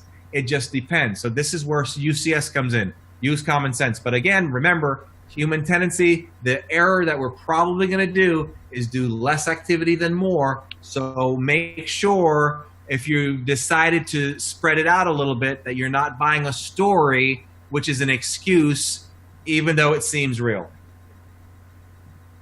Okay. Well, I know that sometimes when I'm doing a one-on-one, of course, during the presentation, I'm asking questions where they're going to answer yes to is going to be the response. So I've got that momentum going for me. I get to the point where I say, we have this kit, this kit, this kit, and this kit. Which one would you like? At that, shut up, let them respond. Right. And another question that I felt like maybe I'm being too forceful is, if they say no to any of the kits, then I follow that up with, have you seen the value in what I've shown you today? I know you've answered yes to a number of the questions. Have I addressed the issues? And I don't have a script, so it's always different. But I think you get the gist of what I'm saying. And so it's a closing question number 2. Right. And is that too forceful? And is that in our industry? Is that too much? You have to be careful of a question like that, Steve, because you could, if you asked 1,000 people, depending on the background of the people, some are going to say, that's not even forceful at all. Some people are going to say, that would just tick me off. What's up with you? So again, you don't have a crystal ball. Right. So if you don't have a crystal ball, you got to go for it, knowing that not everybody is going to be happy with you. Look, they brought Jesus Christ up on Trump charges and killed him, and they killed Gandhi. Right? So your career in Young Living is not going to be that dangerous, but you're still not going to make everybody happy. Can't do it. Always known and always to be remembered. So yeah, I have one presentation that I'm going to do next month, and I heard from somebody that somebody in their organization is not going to come because all I do is close my stuff. That's furthest from the truth. In fact, when I do a presentation for a company, I will tell the company, I don't think it's ethical for me to come into your company and start closing from day one to the end. I'm not going to do that. But at the end, I will. But I'm going to make sure I do my darndest to give you enough value in the beginning and throughout the whole program. At the time at the end, you'll want to listen to it. And if you're offended that I'm trying to close a sale, then if you're in business and sales, you're not going to be good enough at what you're doing, because you should not be offended by me. You should learn from me. And I don't say that arrogantly, but you know where I'm coming from. I hear you. But now, what am I going to do? Should I soften my normal present? No, I'm not going to. I have certain things that I say that I ask permission, like in a group and an audience. I'll say something like, you mind if I have your permission to show you some of my programs? And they say yes, so that kind of gives me permission. So, I mean, again, you have to be very careful of those stories that you buy into. Like I said, I'm going to err by probably going a little more than a little less. Have I lost business that way? Yes, but here's my thought process. If I call you once, and I've said this to people before, and again, you have to be very cool about how you say this. I've had somebody say, they'll say, you keep calling. No, I'm not interested. Why do you keep calling? Okay, if I call that person once and never called again, how would I know they're really not interested? I won't know. I want to find out. Now, we do something else. We have what we call the ultimatum text. The ultimatum text goes like this. Hey, Steve, I know you're super busy. I feel like I'm bugging you. I really don't. Sometimes I do. I don't want to feel like I'm bugging you. If you're interested, or if you're not interested, just kindly tell me so. And that way I won't be wasting both of our times. And I put a big smiley face, 2 smiley faces, 3 smiley faces. So I let them say that I'm not trying to be rude. Then I'll say after the smiley faces, thanks, not thanks, but thanks so much. 9 times out of 10, I will get a response right away. Gary, I'm so sorry, I've just been slammed. Call me tomorrow. Or somebody will say, I'm just not interested. We also call that you can't handle the truth. Some people don't want to find a way of getting to the person just to get the no, because they can't handle the truth. So they'll just sit there and hang and try another month and later or whatever, just to get the thing of having a feeling of, I've got somebody interested. I would rather know that you're not interested so I can leave you alone and move on to somebody else who might be. I want to know that right away. I want to find out if you're interested right away too. Okay. So we do it all the time. So I'll have somebody say, I can't get a hold of so-and-so. What should I do? And now they know. They say, hey, Gary, I just did an ultimatum text. So-and-so responded. And the ultimatum text says, hey, I know you showed some interest, or we had a conversation, you know, and if you're no longer interested, I know I've texted you a bunch of times, if you're no longer, if you just give me the courtesy. Now, for business to business people, I will tell them, could you give me the professional courtesy, especially if they've engaged with me several times? Could you give me the professional courtesy, or the courtesy of letting me know that way I won't waste both of our times? Thank you so much, smiley face, smiley face, smiley face. Here's another lesson in this. If you have somebody trying to sell you, don't be a wuss or wimpy. Just tell them you're not interested, or tell them you are. You know, if you are the type of person that somebody keeps trying to call you and you ignore them, in my eyes, that person's a wimp. You got to have enough spine to at least tell a person, hey, I'm not a good prospect for you right now, but thanks. I'll ask. I had a guy that I've had a relationship with. I've been calling him for 3.5 years. First time we met, he cut me a check for 10 grand.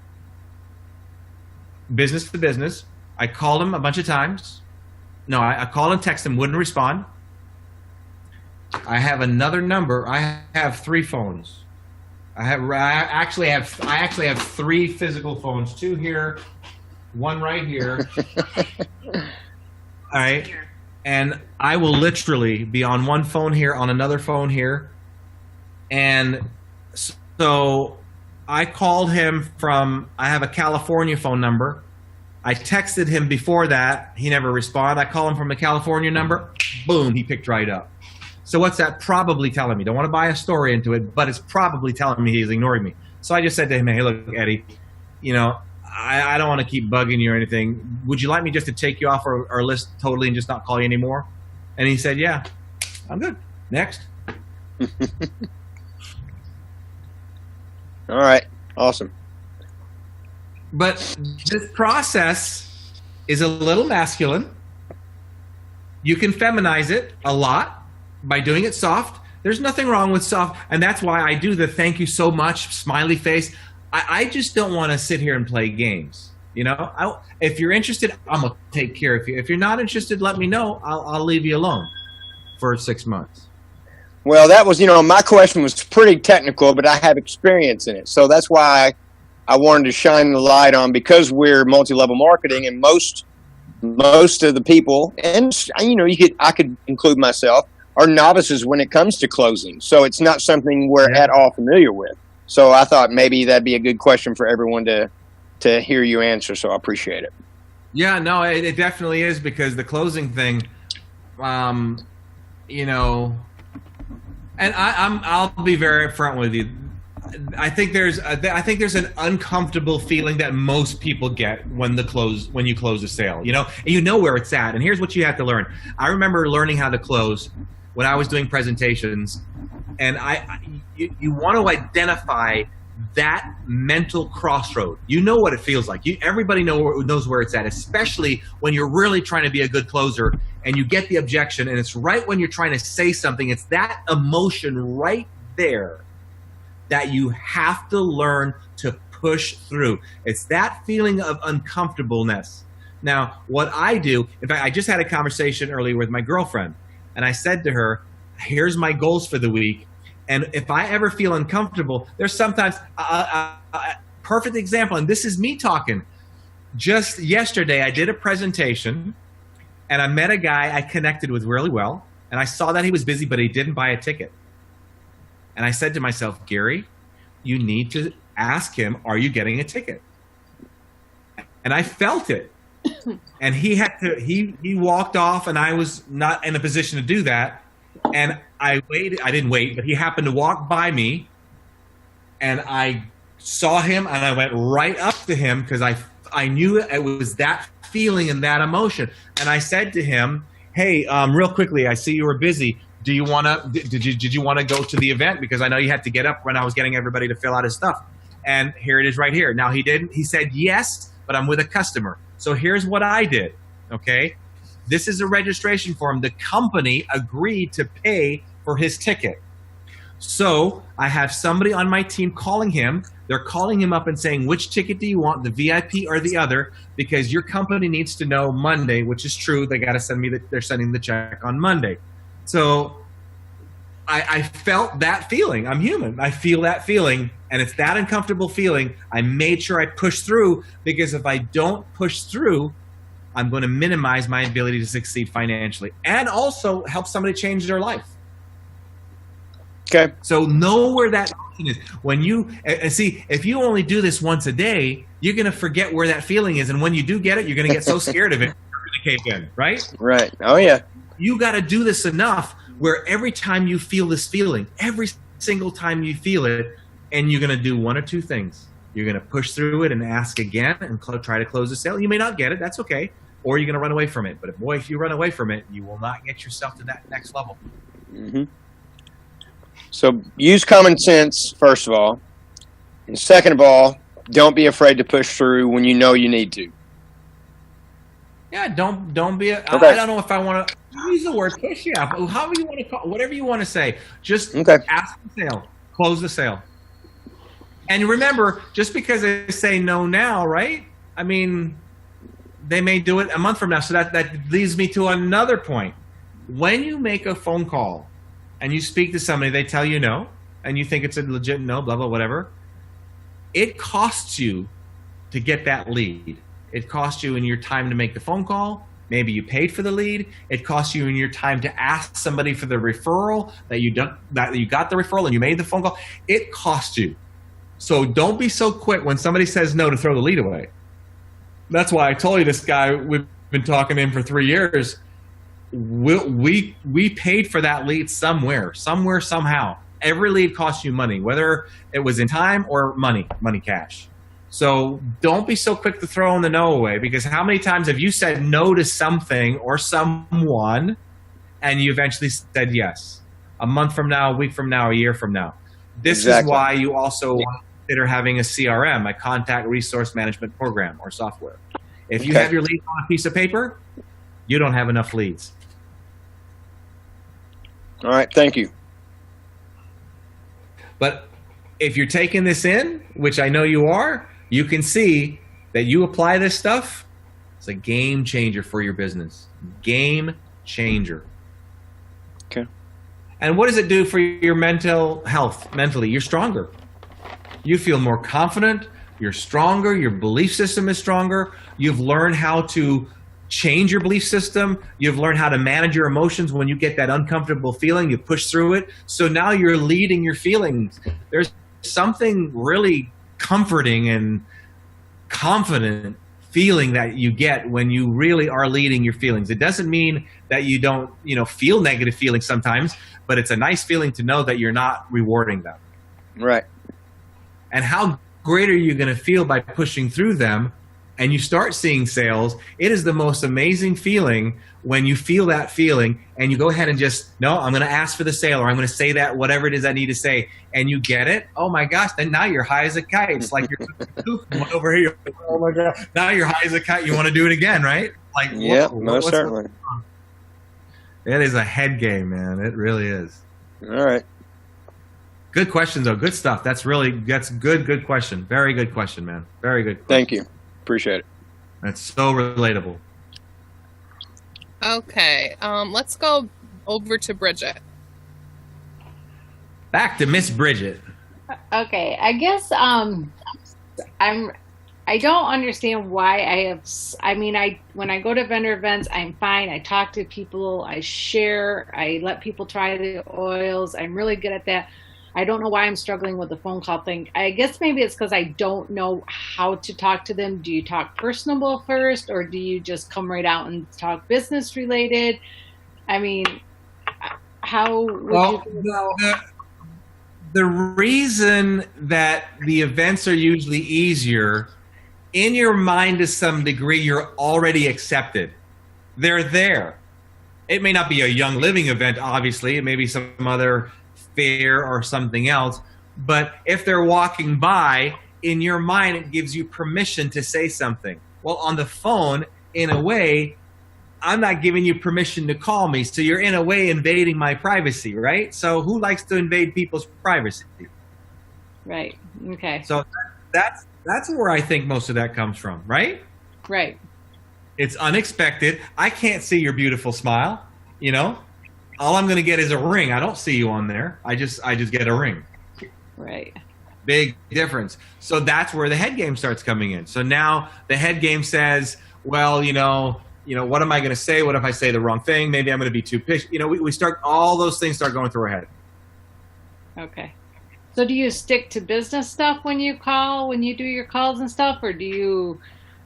UCS again, use common sense. It depends on the situation, right? You don't know. I mean, that's why when I said earlier, if the person is somebody that is very influential, and man, if you brought them into the business, they would like crush it and do amazing. Well, maybe you should go on LinkedIn and then Facebook and find out more about them. We try to do a lot of research. I'll tell you a little secret that we have, but I don't tell too many people this. Well, this is how I got Laura. We found what we do. We'll find an event, right? And we went ahead and we did what's called geo-targeting ads for the convention center. And we just spent a stupid amount of money advertising in that one area. And then Laura responded. So now, she didn't, I don't think at that time knew who I was. So we had to develop a relationship so she could trust me, et cetera, et cetera. So it all varies. There's so many different ways to look at this. So many different ways. If I know it's a person that's really, really big, yeah, I'm going to do some research on them. I'm going to find out what their hobbies are and talk to them about whatever. Yeah, it just all depends. Sometimes it depends on the person. You might have to get right to the point. Maybe they're very busy. We deal with a lot of people in the car business, tons of ego, very busy people, tons of ego. Oh my goodness, the ego. Wow. It is nuts. So you got to deal with them way differently. You got to get right to the point. They don't want any fluff. Whereas somebody else might need a little bit, more fluffing on the pillow. Okay. Gary, can I ask a question with that?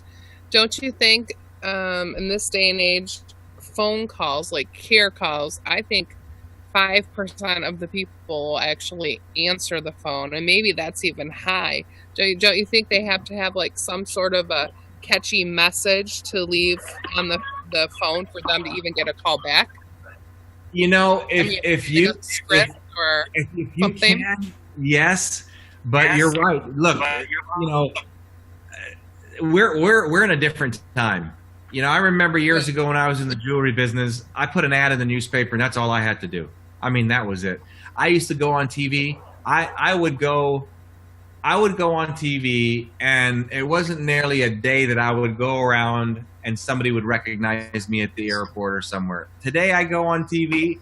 I don't even know I was on TV. It's nuts. So times have changed. So with that being said, here's what I do. I do this all, and let me tell you what I do. I will go on a flight. Let's say I'm going to fly to Jamaica next Friday, right? I will tell my team I'm going to fly in the airplane and give me some names to do videos. So they'll give me a list of 15 people, and I'll be in the cockpit. I have our airplane wired for stuff like this. We will go to autopilot. You're at altitude. There's nothing to do. It's boring as ever. We put the cameras on, and I'll say, hey, Bridget, this is Gary calling, checking in with you from the cockpit. Hope as well. Congratulations on ranking. Keep up the good work. Done. And somebody in my team will send it to you just to build a relationship. I have another one. Hey, Bridget, this is blah, blah, blah. Somebody in my office has been trying to get a hold of you. We got to talk to you, man. We got some really cool stuff we want to share with you. Boom. They'll text it to that person. So I do videos a lot. I'll do a 15-second video. Say, hey, I was just thinking about you or whatever. Do it all the time. So you've got to be creative. Yeah, I do the phone. We do the text. We do in my airplane, I have thank you cards. So when I'm in the airplane, I'll have my team give me a list of 3 or 4 people while I'm traveling, anybody they want me to sign thank you cards for. Yeah, you got to be creative around here now. It's not the same. It's not the same. So Bridget, in my mind, when you're going through and you're following up with all your leads from your big vendor event that you just did, I like to call people and say, hey, this is Bridget from the whatever, I Own You Free Fair. I just following up to let you know that you're a winner. Give me a call back at blank, blank, blank, and then you hang up. If they're really interested because they won something, they're going to call you back. Yeah. So every time I had events, every single person on my list was a winner. I didn't care. They were all winners. Yeah, create a bowl, put in your business cards, and if they don't, you get their number and you put it in for them and tell them we're going to offer something, and then they know what you're talking about, so they know it's really legit. And like that's a great way. Yeah, that's one way to do it. And you got to be creative like that. So, Laura, then when they call back, do I say something like to the effect that when you come to the 101 class, you will get a free make and take? Or do I have to literally send something to all those people? No, you would definitely want, you would give them the gift when you see them. So you're either going to do a one-on-one appointment and meet with them, or have them come to a class, or they hold their own class. However you're going to see them is when you'll give them the gift. Okay. I like that rejection thing, Laura. I think we should have a rejection FaceTime or Facebook class or something to go through all the rejections like Gary was talking about, so we can practice the rejections and have answers for all those rejections. Oh, I like that. Okay. Or we could do like a rejection post or something. Right. Yeah. Objections. Objections, yeah. Yeah. Objection. Yeah. Okay. No, that would right. be, that's good to do. That's part of closing. That's part of the 4 things. Good. I like that. And real quickly, this is for leaders who really want to really grow their business. And I've suggested this to some of Royal Crown Diamonds. Let's say that I would have worked with, I'll just pick Laura. So what I would have you do, Laura, I would have you get 5 or 10 of your really serious business builders, and then I would have them meet every morning, depending on whatever, but try to meet every morning. I would create an Excel sheet and Google Docs where everybody at the end of the day sends in their numbers, they type in their numbers, how many calls they made, what were the results. We do that every morning. Everybody counts the calls that they made. They report that to our manager, and then the amount of business growth that you will see out of that. And you would create, there's a phone system that you can buy, and then it's online stuff like $40 or whatever. You create a phone system, which is on your computer and also on your phone. It's an app, and they make all their phone calls from that phone. So then you can either listen to the call if you choose to do so, or you can see how long their calls are. You can count how many calls they did. And this, now you have incredible accountability. And I would charge not a lot, but enough to pay for the phone, etc. And these are only for people who are serious, that they're going to meet and put in 2 hours a day, 5 hours a day, 10, whatever it is. But they're coming in to do it seriously. They're putting their numbers down. Everybody gets to see how many calls everybody makes. There's a healthy competition there.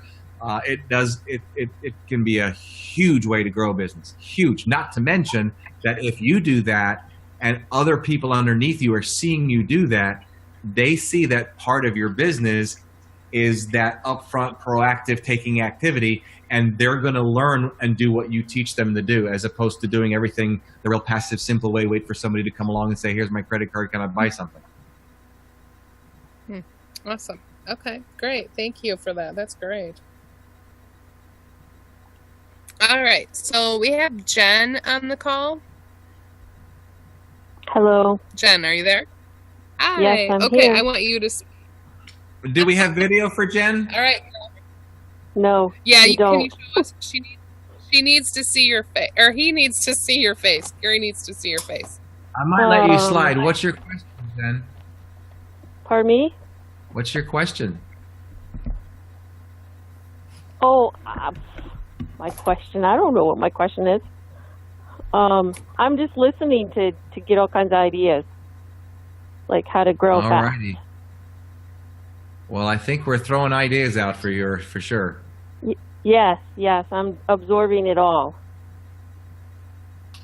I like the morning, check-in, what happened and that kind of stuff, because that just gets you going, Yep, huge Yeah, accountability. I love competition too. Yeah, healthy competition. Oh yeah, we'll add our numbers up every day. Who's made the most phone calls? Who's got the most what going? Yeah, look, what makes a car dealer successful? I do a lot of car dealers.